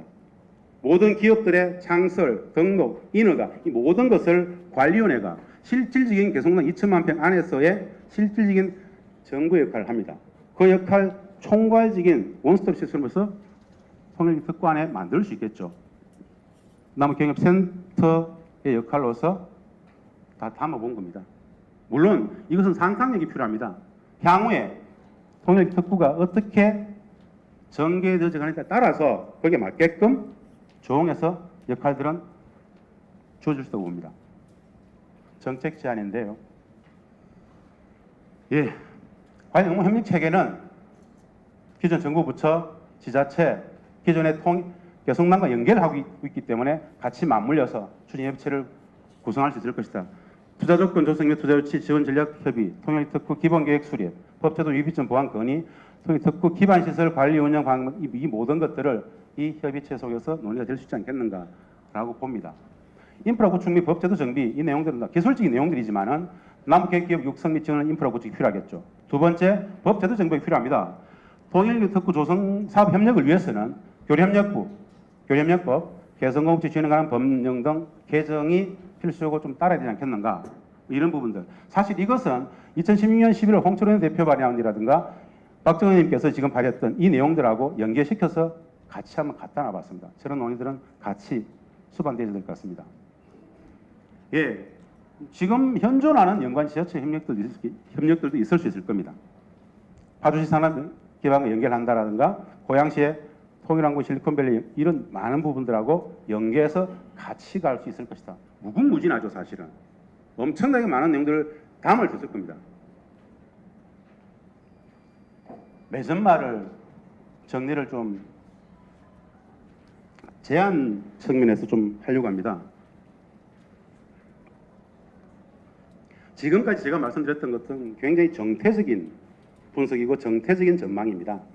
아주 동태적인 역동성 있는 전망들을 좀 할 필요가 있습니다. 남북 정상회담이 예비되어지고 있고 북미 정상회담도 예비되어지고 있습니다. 4월, 5월 시간이 진짜 빠르게 아주 속도감 있게 진행이 되고 있습니다. 모르긴 몰라도 북한 체제를 전공하고 있는 학자 입장에서 본다라면은 북측이 지난 2010년, 11년, 12년 전면적인 경제개혁 조치들을 엄청나게 하고 있죠. 아까 발표된 것처럼 국가급 경제 특구들을 제안하고 설치하고자 합니다. 수많은 자원지대들하고 연계되고 있고요. 굉장한 제도들을 내놓고 있죠. 독립재산제라든가 보존 담당제라든가 우리가 봤을 때 사회주의 경제의 근간을 부정할 만큼 생산성 향상을 위한 제도적 조치들을 많이 제안하고 있습니다. 무슨 뜻이냐? 북측은 경제에 집중하고 있습니다. 사실은. 우리에게는 정치, 군사, 핵과 미사일만 보이지만 그 이면에는 그것은 북측 내부의 경제적 문제들을 풀어가기 위한 엄청난 상호작용적 관계들입니다. 결국 경제에 집중하고 있습니다. 남북 관계가 어느 정도 정상화되어 가면은 경제에 엄청나게 진력하지 않겠는가 싶습니다.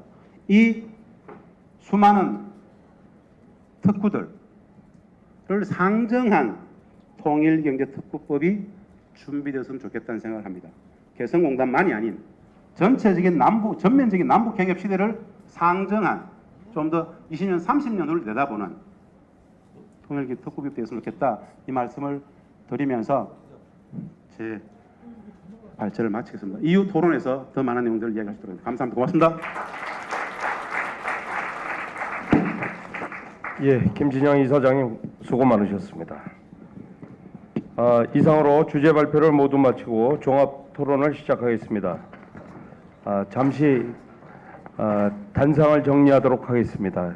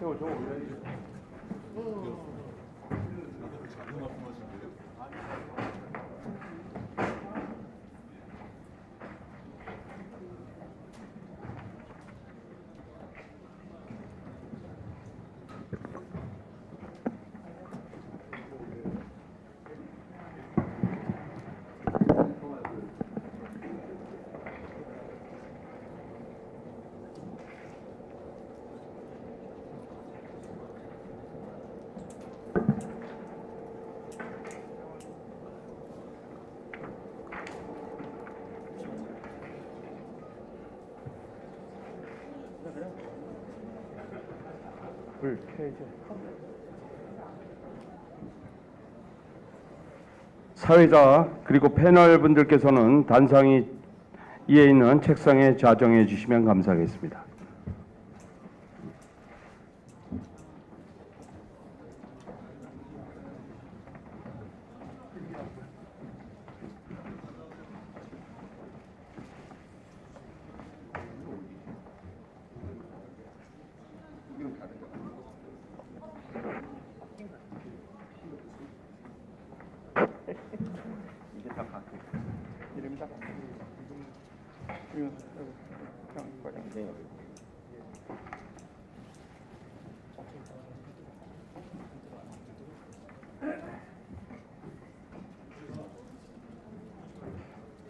예, 지금부터는 서강대학교 정치외교학과 김영수 교수님께서 주재하시겠습니다.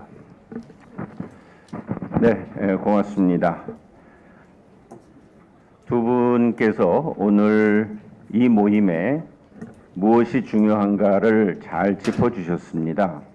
특히 지역적인 어떤 친숙성과 함께 경제특구라는 것이, 통일경제특구라는 것이 얼마나 중요한지, 그리고 조금 전 발표에서 김진양 이사장님께서 개성단이 갖고 있는 우리가 소홀히 했던 가치들을 잘 지적을 해주셨습니다. 미래를 미리 준비하면 준비한 만큼 얻을 수 있다, 이런 얘기를 우린 많이 들었습니다. 이제 봄과 함께 남과 북도 73년의 구조를 벗어던질 수 있는 소중한 기회가 오고 있습니다. 따라서 여러 걱정 말고 좋은 미래가 올 때 우리는 무엇을 할 것인가 하는 것을 차분히 준비하는 오늘 같은 이런 자리가 매우 소중하다고 생각합니다. 경기도와 또 네 분의 의원님들 그리고 오늘 참석해 주신 많은 분들의 관심을 모아서 이 주제를 조금 더 깊이 있게 무엇이 중요한가를 정리해 보겠습니다. 시간이 정해져 있기 때문에 저는 16시에 정확히 끝내고 떠나겠습니다. 따라서 네 분의 토론을 맡아주신 분들은 10분 이내로 꼭 토론의 말씀을 주시고 장황한 보충 설명보다는 오늘 이 자리에서 이 특구법이 어떻게 하면 내실을 갖추면서 통과돼서 우리의 미래의 준비에 제도적 기반을 마련할 수 있는가에 비중을 두어 주십시오. 자, 그러면 토론을 하여 주실 네 분을 다시 한번 소개해 올리겠습니다. 네 분을 한 번에 제가 다시 말씀드릴 테니까 그때 박수를 쳐 주십시오. 첫 번째 토론은 세종연구소 양운철 부소장님. 네.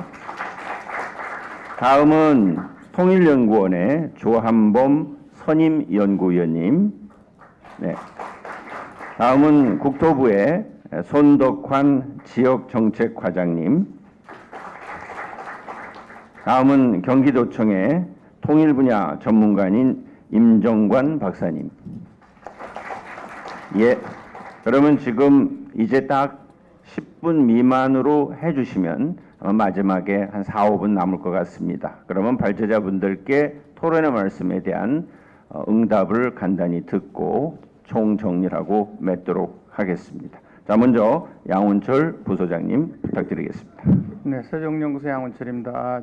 이제 남북 회담과 북미 회담을 앞두고 매우 시의적절한 주제라고 생각을 하고 사실 오늘 이제 제가 이것을 토론을 부탁받았을 때 통일경제특구에 관한 건데 이제 법에 관한 논쟁이 전혀 없다는 게 굉장히 아쉬운. 그래서 오늘 두 분 발표자는 굉장히 뭐 발표를 잘하셨지만 주로 이제 어떤 남북 협력에 중심을 두고 있어서 이 경제특구법의 좀 골격이라든가 뭐 문제점이라든가 이런 것을 좀 더 논의를 했었으면 좋지 않을까라는 생각이 들고요. 그 다음에 이제 발표 자체가 너무 긍정적인 요인만 순전히 경제만 놓고 봤을 때 모든 것이 스무스하고 투자를 하면 잘 되고 이렇지만 실제로 현실을 보면은 상당한 정치적인 걸림돌이 있습니다. 뭐 다 잘 하시는 것처럼. 그래서 정치적 요인이 매우 중요하고 또 경제적으로도 많은 문제점을 안고 있어요. 제가 그래서 그런 것들을 몇 가지 좀 말씀을 드리도록 하겠습니다. 정치적 요인이 중요한 것은 저희가 작년 3월에 박근혜 대통령 거의 이제 탄핵될 때쯤 매경신문, 매일경제신문하고 이제 큰 회의를 했습니다. 신라호텔에서. 그때 매일경제가 여론조사를 했는데 박근혜 대통령이 가장 잘못한 대북 정책이 무엇인가라는 설문지에 반대 1위와 찬성 1위가 전부 개성공단 폐쇄입니다. 그리고 그 비율이 거의 한 30대 중반 정도로서 약간 뭐 오차 범위를 좀 벗어날 정도예요. 그래서 다른 말로 보면은 개성공단의 장점도 많고 단점도 있지만 그것이 국민들이 느끼는 그 이제 정서적인 면에서는 상당히 대립적인 요소가 강한. 그래서 경제적 특구법을 만약에 우리가 조성을 한다고 하면은 제가 물론 뭐 경제학자이긴 하지만 정치적인 요인을 상당히 가밀해야 되지 않는가. 그래서 제가 그 토론문에 잠깐 썼습니다. 그러니까 뭐 예를 들면 북한과 우리, 남한이라는 어떤 약간 대립적인 정체성을 좀 고려한 어떤 약간 대립되는 뭐 상상의 공동체, 김태한 국립외교원 교수가 주장한 것이 있고 또 그 미국 이제 남캘리포니아 대학의 데이비드 강이라는 교수가 말씀하기는 북한이 지정학적으로 너무 강대국 틈바근의 이제 사이에서 자꾸 눈치만 보고 압박을 받았기 때문에 결국 그 일반 긴장 상태나 이런 것에 대한 인식이 정상 국가는 다르다. 그러니까 한국이 볼 때는 이상하지만 북한은 극히 정상적이고 그런 면에서는 그래서 그러한 북한을 좀 이해해야 된다는 그런 또 입장도 있고 또 서울대학의 그 지리학을 하는 박백ün 교수님 같은 경우에 이제 70년 이상 단절된 남북한 국경선을 이제 만약 특구나 이런 것이 나왔을 때 어떤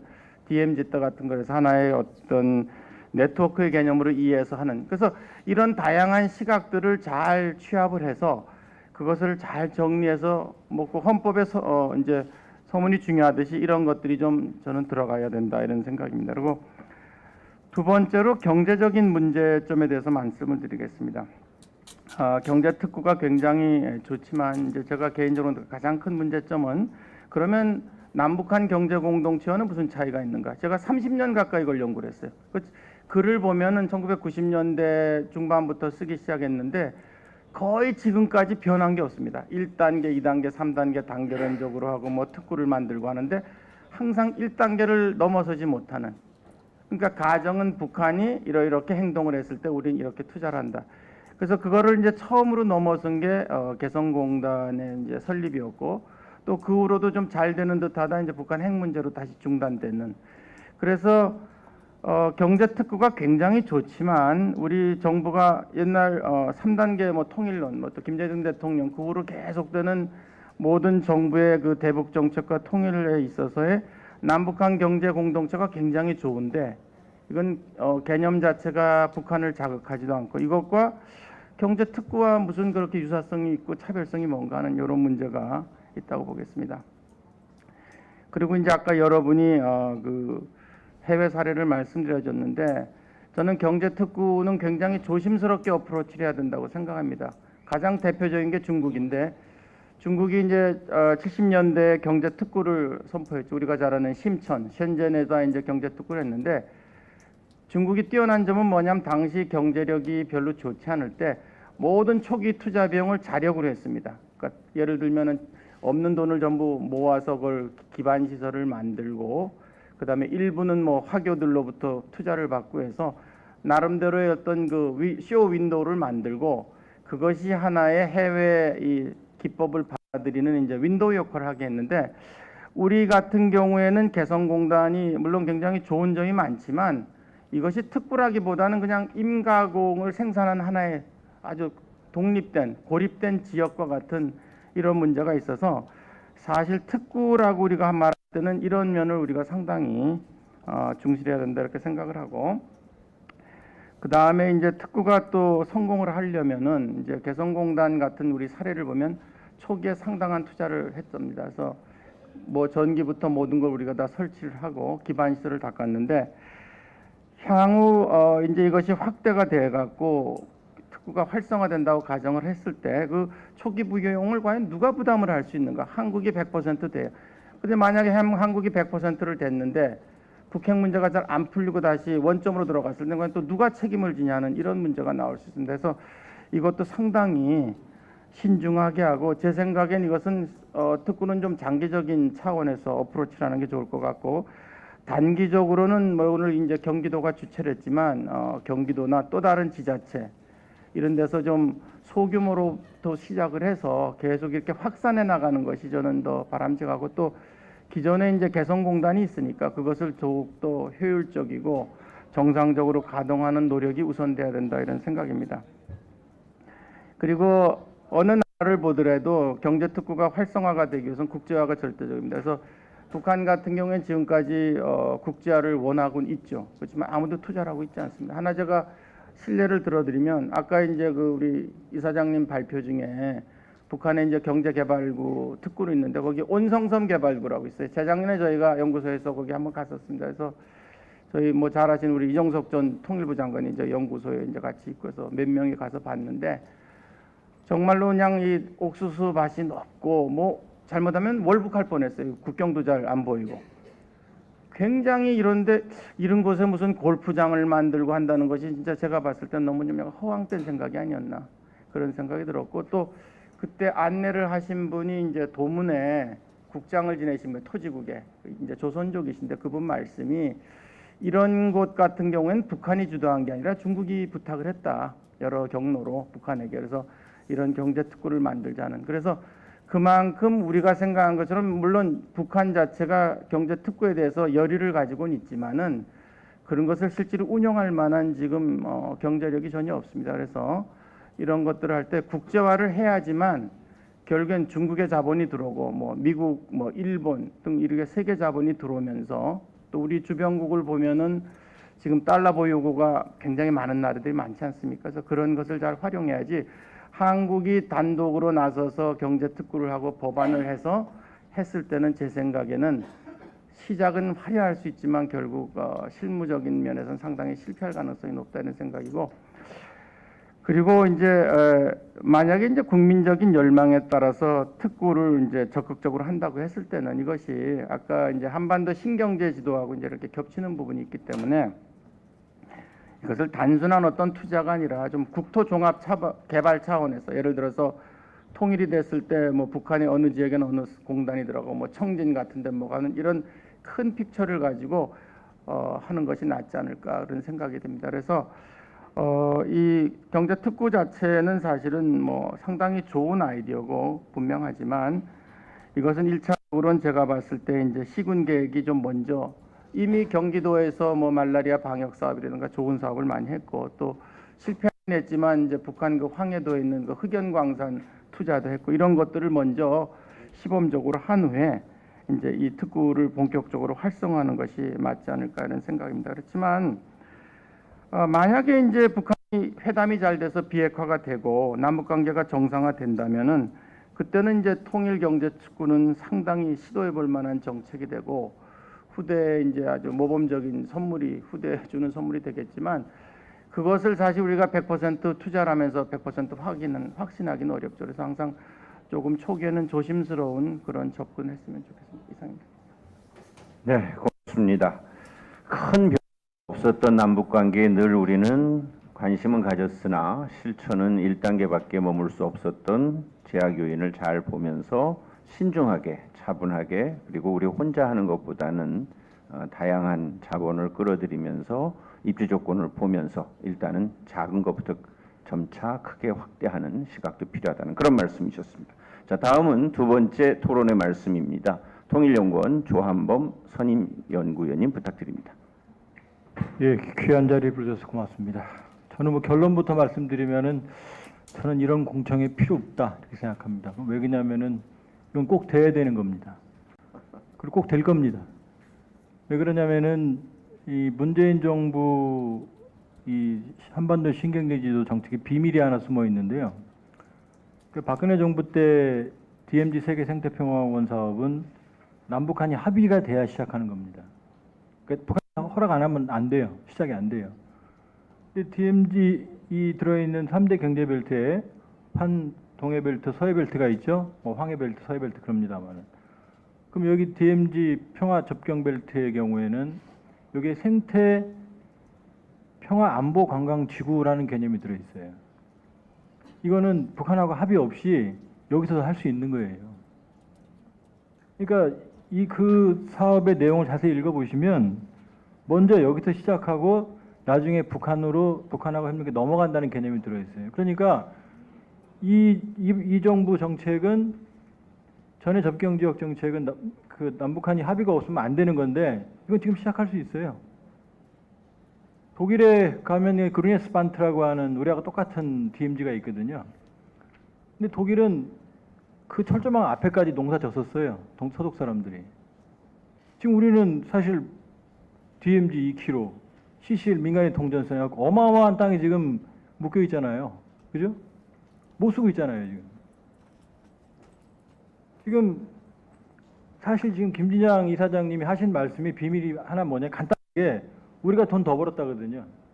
맞죠, 제 말이? 우리가 훨씬 많이 버는 거예요. 뭐 북한한테 뭐 퍼주고 준다 이런 생각할 필요가 없어요. 지금 아마 개성공단 문 닫기 전에 2월인가 닫았을 때인데 1월 달에 저희들은 닫을 걸 알고 좀 막아보려고 민간에서 해봤는데 그때 이미 이분들이 문 닫을 때 팀을 짜가지고 아마 동남아시아를 순방을 하셔서 기억나실 겁니다, 아마. 다 돌아왔어요. 개성만 한데 없다. 그러니까 뭘 우리가 주는 게 아니고 우리가 돈 번 거예요. 퀴가 좋아요. 지금 김정은이 저렇게 나오죠. 제가 보기엔 진실성이 있어요. 김정은이 사람이 좋아서가 아니고 김정은 정권의 안정의 비밀은 두 가지입니다. 하나는 정치적으로는 쪼였어요. 그러니까 막 사람 죽인 겁니다. 상층부는. 근데 주민들의 경제 생활은 확 풀어졌어요. 여기보다 더 자본주의입니다. 지금. 돈 있으면 저 같은 평양가 살겠어요. 돈 있으면 뭐 안 되는 거 없어요. 완전히 자본주의예요. 근데 이게 전방위적으로 쪼여오니까 이 시장 경제가 흔들리기 시작하잖아요. 그러니까 나오는 거예요, 지금. 뭐 완전히 핵을 포기할지 안 할지는 모르죠.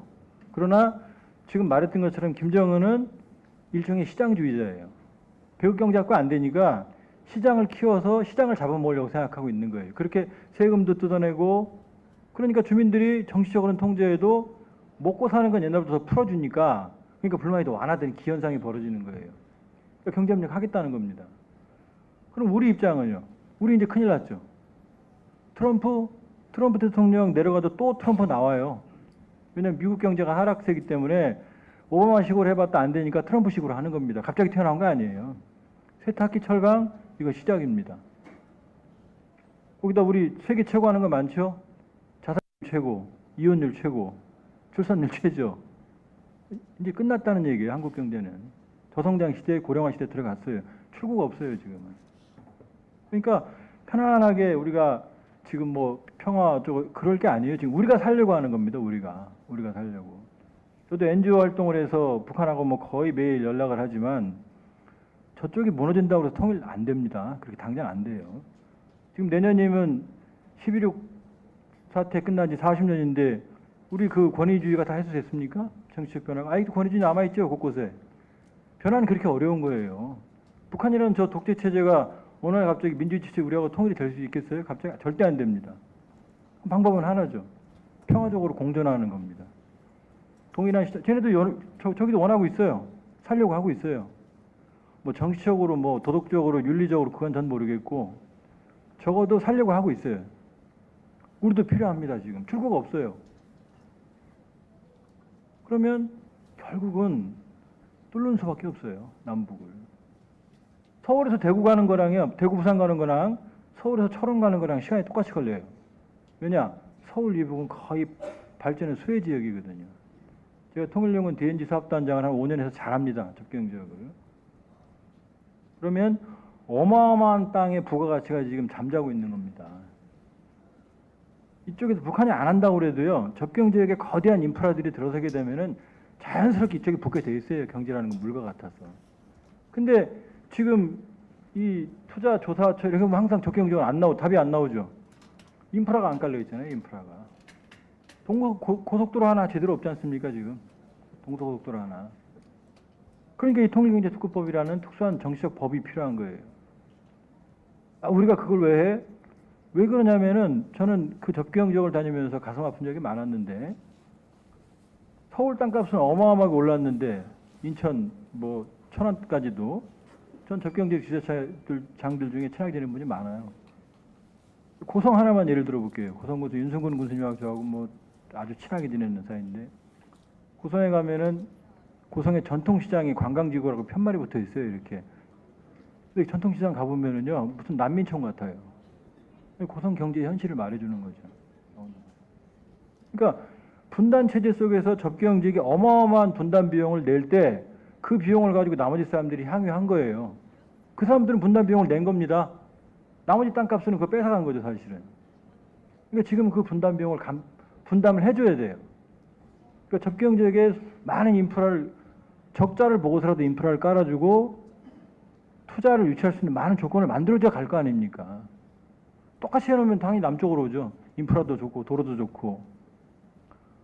근데 이제 끝났어요. 그 이 모델이. 해양으로 가는 모델은 끝났습니다. 중국이 언제까지 갈지 모르겠지만 중국 거대하게 커지죠. 인도 커지죠. 러시아 시베리아 극동에서 미래를 찾아. 여기 EU, 유라시아 이코노믹 유니언, 유라시아 경제 통합이 거대하게 진행이 되고 있어요. 근데 북한이 안 뚫리잖아요. 지금 못 가잖아요. 우리가. 거대하게. 뭐 길게 하지 말고 우리 김영우 선배님이 시간을 10분 다 줬는데 다 쓰면 안 되니까 끝내겠습니다. 반드시 뚫어야 됩니다. 경제적으로 뚫어야 되고 그러다 보면 경제적 변화는 우리도 경제적 변화가 오니까 민주주의 되는 거지 북한도 배불러주면 민주주의 됩니다. 서로 먹고 살기 위해서 협력하는 거지 내가 주는 게 절대 아닙니다. 그러니까 이 법은 만시지탄이에요. 당장 돼야 됩니다. 마침 여야 공의 공감대를 이룰 수 있고 트럼프 대통령이 너무 서둘러서 좀 지금 불안하긴 하지만 어쨌든 김정은 입장에서는 하려고 나왔어요. 핵을. 시간은 많이 어떻게 될지 모릅니다. 그러나 여러 가지 면에서는 아주 상황이 좋기 때문에 이제 통일에 대한 패러다임도 바꾸고 아주 실용주의적 접근을 해야 될 때입니다. 예, 고맙습니다. 예, 정신이 번쩍 드는 표현으로 시작하셨습니다. 공청회 필요 없다. 저런 분을 왜 모셨나 했더니 꼭 필요하니까. 예. 그리고 궁금하게 비밀이 있어요. 또 뭔가 그랬더니 김진양 이사장님께 그렇죠? 많이 벌었죠? 이렇게 해서 얼마나 중요한가 하는 것을 한 두 문장으로 압축시켜 주셨습니다. 고맙습니다. 아주 핵심을 짚어주시는 첫 번째, 두 번째 토론자셨습니다. 자, 세 번째는 조금 부담이 있으시면서도 귀를 더 기울이게 하는 우리 국토부의 담당 선생님이 나오셨습니다. 손덕환 국토부 지역정책과장님의 말씀을 듣도록 하겠습니다. 과장님. 예, 국토부 지역정책과장 손덕환입니다. 일단 두 분 그 발표 잘 들었다 말씀드리고요. 일단 뭐 여러 의원님들 말씀하셨지만 지금 최근 국제 정세가 이 법 통과되는 쪽에는 많이 긍정적으로 흐르고 있는 건 사실인 것 같습니다. 그리고 예, 그리고 의원님도 아시다시피 저희 김현미 장관님께서도 2013년에 이 통일경제특구법을 발의를 하셨고 역시 많은 관심을 가지고 계십니다. 예. 그래서 저희들은 아무래도 공무원이다 보니까요. 이제 통일특구법의 권리역 내지 중요 이 내용을 중심으로 보면은 기본 계획은 통일부 장관님이, 그리고 특구 지정과 개발 계획은 국토부 장관, 그리고 국토부 장관, 통일부 장관이 공동으로 하시고 그 실시 계획은 국토부 장관, 이렇게 해서 어찌 보면 양 부처가 이렇게 황금 비율로 이렇게 나눠서 하는 법인 것 같습니다. 그래서 일단 전체적인 주관 부처는 분명히 통일부시지만 저희가 통일에 관한 주무부처인 통일부하고 그리고 국토계획과 기반 인프라의 주무부처인 국토부가 저희들 잘 협조해서 이 사업을 추진한다면은 앞으로 좋은 결과가 있지 않나 생각을 하고요. 저희들 특구법 관련해서도 아직까지도 일부 이견 사항을 정리 중에 있습니다. 그래서 그런 것들은 저희 양부처 간에 조만간에 협의를 해서 좋은 결과가 있게 기대해 보겠습니다. 저희는 아무래도 이게 저희가 많은 경자구역도 있고 자유무역지역도 있고 각종 특별구역들이 많습니다. 그래서 저는 저 개인적으로는 이런 관련 사례들을 좀 보고 저희들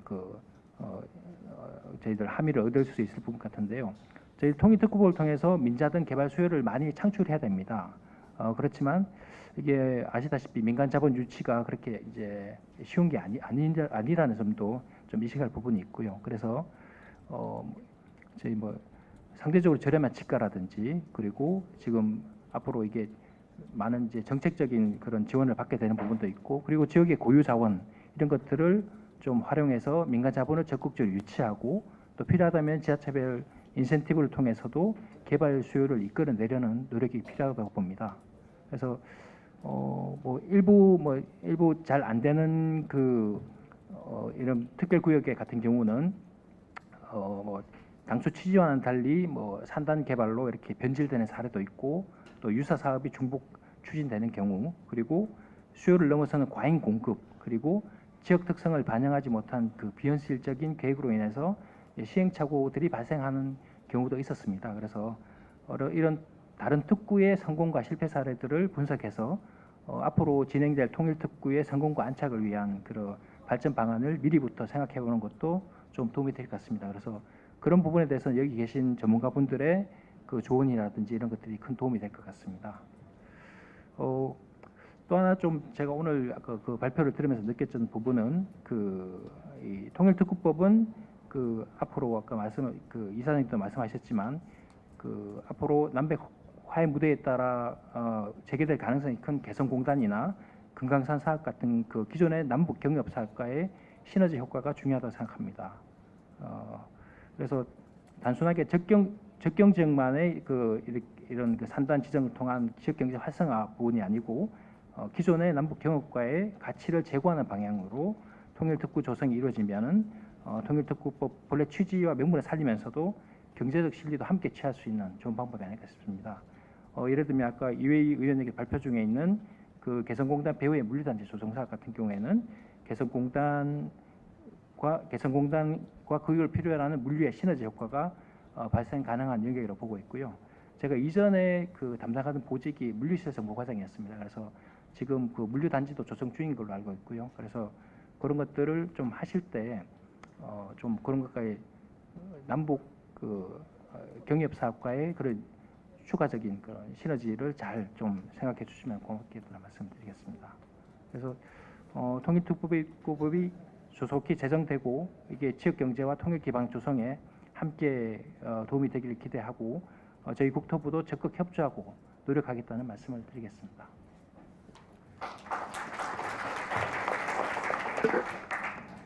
정말로 간결하고 명료하십니다. 법만 만들어 주시면 열심히 하겠다 이런 말씀이신 것 같습니다. 대신 기존 남북 경협과의 어떤 시너지 효과를 높일 수 있는 새로 시작하는 것뿐만이 아니라 지금까지 한 것을 살려가며 총체적으로 잘 해보자라는 말씀을 주셨습니다. 예, 고맙습니다. 오늘 마지막 토론자이십니다. 임정관 경기도청의 통일 분야 전문가님의 토론을 듣겠습니다. 부탁드립니다. 예, 임정관입니다. 저는 토론을 좀 세 가지 질문에 대해서 답을 하는 형식으로 좀 해보겠습니다. 첫째는 통일경제특구가 필요한가? 그리고 둘째는 시기적으로 이게 지금 적절한가? 그리고 이게 성공하기 위한 조건은 뭔가? 이렇게 세 가지 질문에 대해서 답을 하는 형식으로 좀 말씀을 드리겠습니다. 저는 양운철 부소장님께서 말씀하신 바가 저는 깊게 들어오는데요. 상당히 조심스럽습니다. 사실 정치적인 이유가 많은 정치적인 그렇죠 안보 평화 뭐 이런 그런 의도가 많이 들어가 있는 그 특구이기 때문에 그런데 저는 개인적으로 지금 통일경제특구가 처한 지금 상황이 1967년 경부고속도로가 처음 이제 만들어서 시작했을 때랑 비슷하다고 생각합니다. 그때 이제 67년도에 이제 박정희 대통령이 그 경부고속도로를 만든다고 했을 때 그때 비판이 뭐였었냐면 그거였거든요. 단열차가 있느냐, 단일 물류가 있느냐, 그거 우리한테 지금 필요한 게 아닌데 그거 지금 해가지고 낭비만 될 텐데 그게 우리한테 정말 필요한 거냐? 오히려 지금 그때 가뭄이 되게 심했다고 합니다. 가뭄에 돈 써야지 여기에 돈 쓰면 되겠냐? 근데 지금 몇십 년 지나 지금 우리가 봤을 때 경부고속도로는 그렇죠. 정치적으로 경제적으로 우리의 가장 중요한 역할을 했습니다. 통일경제특구가 바로 그런 게 아닌가 생각합니다. 정치적으로 중요하죠. 경제적으로 나중에 중요합니다. 그래서 경제적인 이유나 정치적인 이유에서 통일경제특구가 필요하다 이런 말씀을 드립니다. 그리고 두 번째 시기가 적절하냐? 시기 적절합니다. 왜냐하면 남북 관계가 앞으로도 업앤다운이 있긴 있지만 방향은 확실히 바꾼 것 같습니다. 그 아이러니하게도 이 방향을 바꾸게 된 큰 요인이 이제 전문가들이 두 개를 얘기하는데요. 하나가 이제 제재 효과다. 그리고 또 하나는 북한이 이제 쓸 수 있을 만큼 핵과 미사일을 만들기 때문에 자신감을 가지고 나온다. 저는 이 두 개가 다 맞다고 생각하는데 사실 이제 후자에 좀 무게를 두는 개인적인 의견입니다. 북한이 이제 태도가 완전히 바뀌었거든요. 옛날처럼 그 자기네들이 수세에 몰렸다고 했을 때 등 돌아가지 않고 계속 적극적으로 자기네들 요구 말할 것 같고요. 그리고 계속 얘기를 할 것 같습니다. 그러면 우리가 보통 거기서 평화공세라고 해가지고 막 의심하고 있지만 북한이 그렇게 나온다면 평화공세를 인정하더라도 북한의 태도가 바뀌었기 때문에 이걸 우리가 더 큰 전략적 차원에서 이용해야 되고 그렇게 하면 지금 남북 간의 분위기가 바뀐 건 확실하기 때문에 통일경제특구는 시대가 변한 상황에서 지금 시기적으로 빨리 해야 되는 우리의 과제라고 생각합니다. 특히 이게 이제 그 정권의 그 국정과제 하나에 들어가 있는데 이런 사업들이 가진 문제점이 뭐냐면 정권이 바뀔 때마다 이제 지속 가능성이 떨어지거든요. 근데 제가 지금 계산해 봤는데 통일경제특구법이 통과된 다음에 첫 삽을 뜨기까지 2, 3년의 시간이 걸립니다. 그러니까 통일경제특구 바로 된다가 통일경제특구가 만들어지는 게 아니거든요. 그 얘기는 뭐냐면 문재인 정부가 끝나기 5년 안에 어느 정도의 가시적인 효과가 나오지 않으면 통일경제특구는 또 어떤 운명에 처할지 모른다. 그래서 이 특구 자체가 지속 가능성을 갖기 위해서는 빨리 지금 특구법이 제정이 돼서 빨리 패스가 돼서 시작을 해야 된다. 이렇게 생각하고 있습니다. 그리고 제가 이제 경기도에서 이제 일을 하고 있으니까 계속 이제 통일경제특구가 생기면 요거를 우리 경기도 남북교류 사업과 어떻게 이용해서 사용할 수 있을까? 이게 이제 제가 성공의 조건으로 말하고 싶은 건데요. 성공의 조건이 가장 중요한 거는 좀 아까 제가 말씀드린 빨리 패스돼야 된다. 둘째는 지자체의 협력이 절실합니다. 왜냐하면 법 자체가 그 광역지자체 단체장 지사가 이제 그 신청을 해야 되는 거거든요. 경기도가 하겠다 이런 계획을 세워서 그럼 경기도에 그 계획을 세워서 해야 되기 때문에 지자체의 역할이 중요한데 지자체도 이거를 잘 내부적으로 활용하는 전략을 짜야 되는데 제 개인적인 생각을 좀 말씀드리자면 이제 경기도의 경기도의 통일경제특구가 들어온 다음에 이제 경기도의 남북교류와 관련된 상징이 판문점도 중요하지만 임진각도 중요하지만 땅굴도 중요하지만 통일경제특구가 경기도 대북협력사업의 상징이 되어야 된다고 생각을 합니다.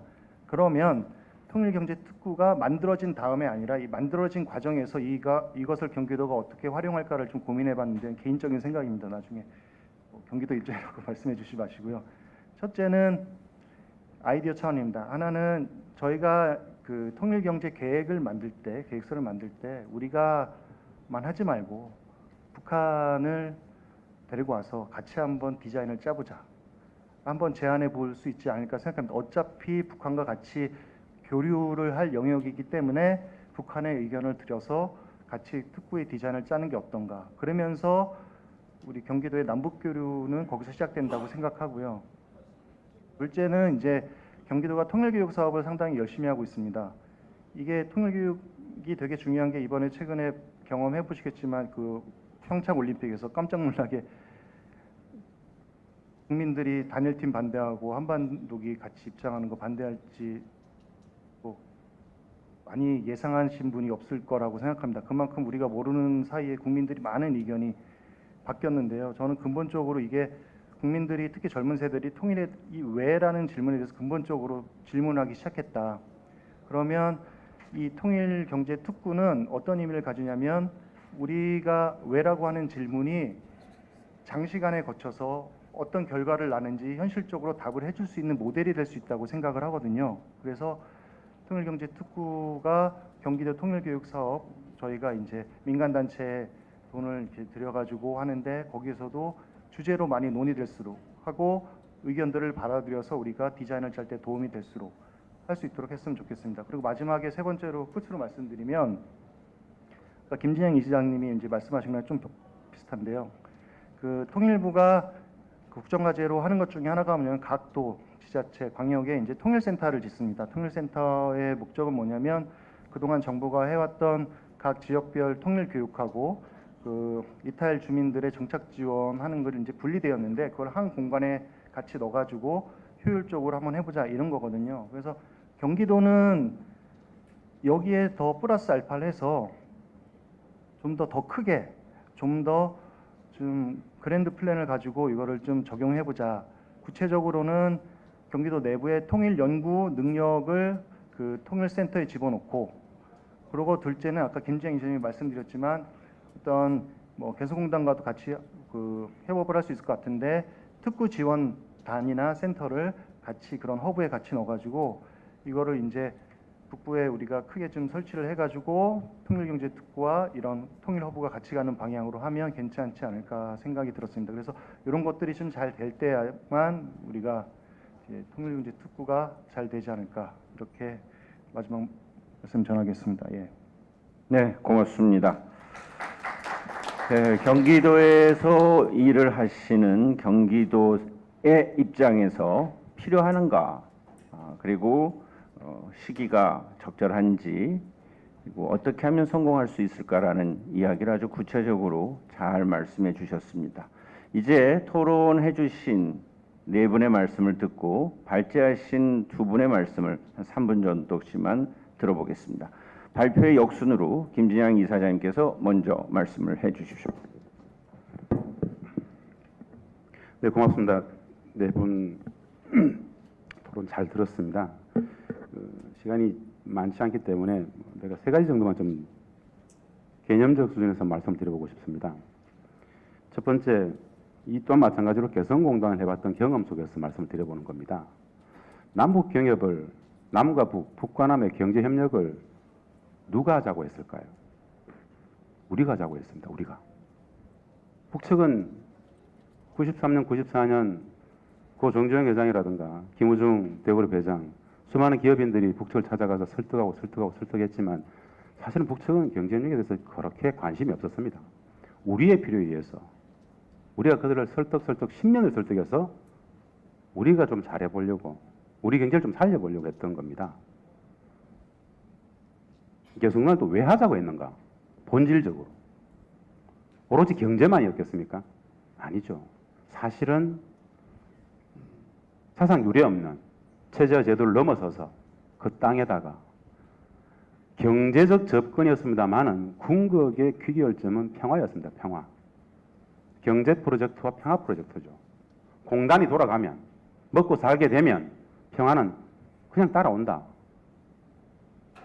남측의 기업이 한 5천 개 정도 들어가면은 북측 경제 엄청난 파괴를 가지고 하나의 경제 공동체의 기본 기초 단계까지는 갈 수 있을 것이라는 생각을 했었습니다. 5만 개가 되면 지금의 북중 관계, 지금의 중국과 대만 관계처럼 그야말로 불가역적인 남북 관계 상황이 실현 가능할 것이다라는 생각을 했었죠.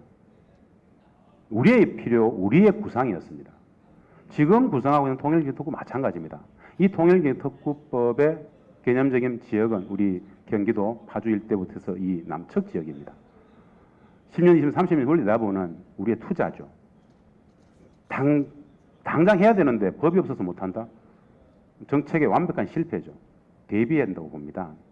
근데 세 번째, 북측은 지금 엄청나게 사실은 준비하고 있습니다.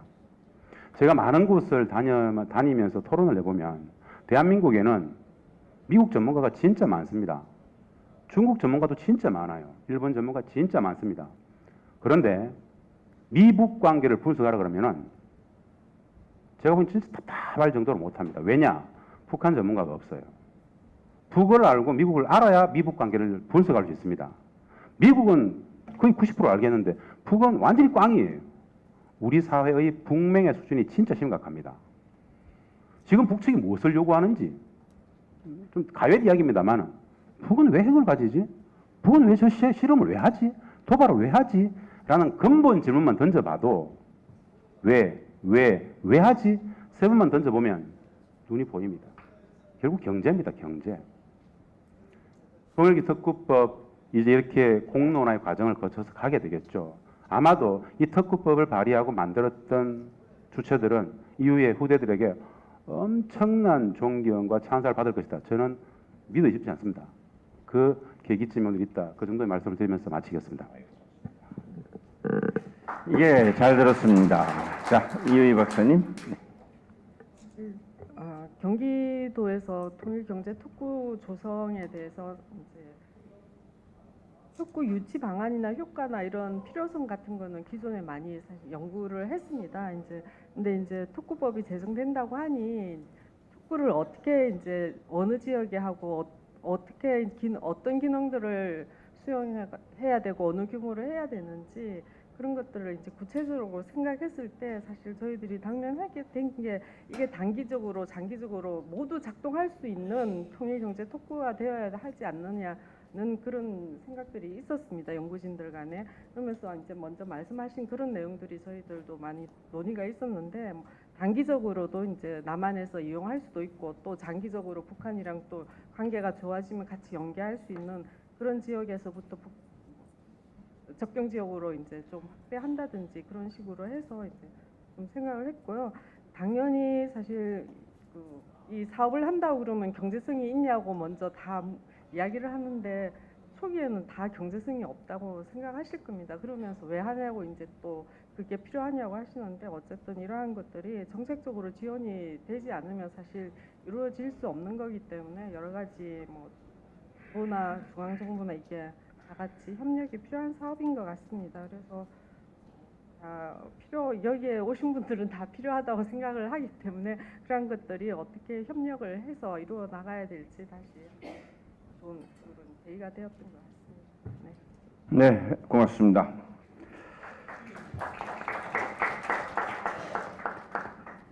오늘 발제해 주신 분, 또 토론해 주신 분들, 그리고 앞에서 축사와 인사 말씀을 해주신 분들의 말씀을 아주 압축해서 보면 필요하다. 오늘 주제인 통일경제특구법 만들어야 된다. 두 번째, 빨리 하자. 시기 놓치지 말고. 세 번째, 잘 준비할 수 있다. 이런 희망을 주셨습니다. 이제 오늘 이 주제에 대해서 안 하고 하고라는 논의는 없는 듯한 큰 분위기를 느낍니다. 앞에 박정우 의원님하고 국회에 계신 분들 많이 계신데 이제 공은 의원님들께 넘어갔습니다. 저도 가끔씩 국회에 이런 세미나나 공청회에 오면 늘 한쪽 성향의 그 정당에서 오시면 다른 쪽이 안 오시는데 저는 오늘처럼 이렇게 다양하게 계보까지 따지시면서 오실 줄은 몰랐습니다. 분위기도 참 좋았고요. 외통위의 각 강사님들이 다 오셔서 충분히 보고 가셨습니다. 박정희 의원님 계시기 때문에 거듭 사회자로서 부탁의 말씀 드립니다. 필요하다, 빨리 하자, 우린 잘할 수 있다라는 이 희망이 국회에서 잘 통과되기를 기대합니다. 오늘 논의를 여기서 더 확장할 필요는 없을 것 같습니다. 서로 엇갈리면 의견을 듣겠지만 참석했는데 왜 기회를 안 주나 그러지 마시고요. 어떤 세미나는 늘 시간을 넘어가지만 오늘 같은 세미나는 시간을 아껴서도 간다는 이런 모범을 한번 보이겠습니다. 그러면 마무리 말씀드리겠습니다. 통일경제특구법 제정 필요성 및 조성 방안에 대한 얼마만큼의 준비를 해야 되고 무엇을 준비해야 되고 우리에게 어떤 희망이 오는가 하는 것을 압축해서 2시간 동안 소중한 여러분들과 함께 했습니다. 끝까지 지켜주셔서 고맙습니다. 마치겠습니다. 예, 교수님과 패널분들 수고 많으셨습니다. 이상으로 통일경제특구법 제정 필요성 및 조성 방안 토론회를 모두 마치겠습니다. 토론회를 주최해 주신 박정우 의원님과 토론회에 참석해 주신 모든 분들께 다시 한번 감사의 말씀 드립니다.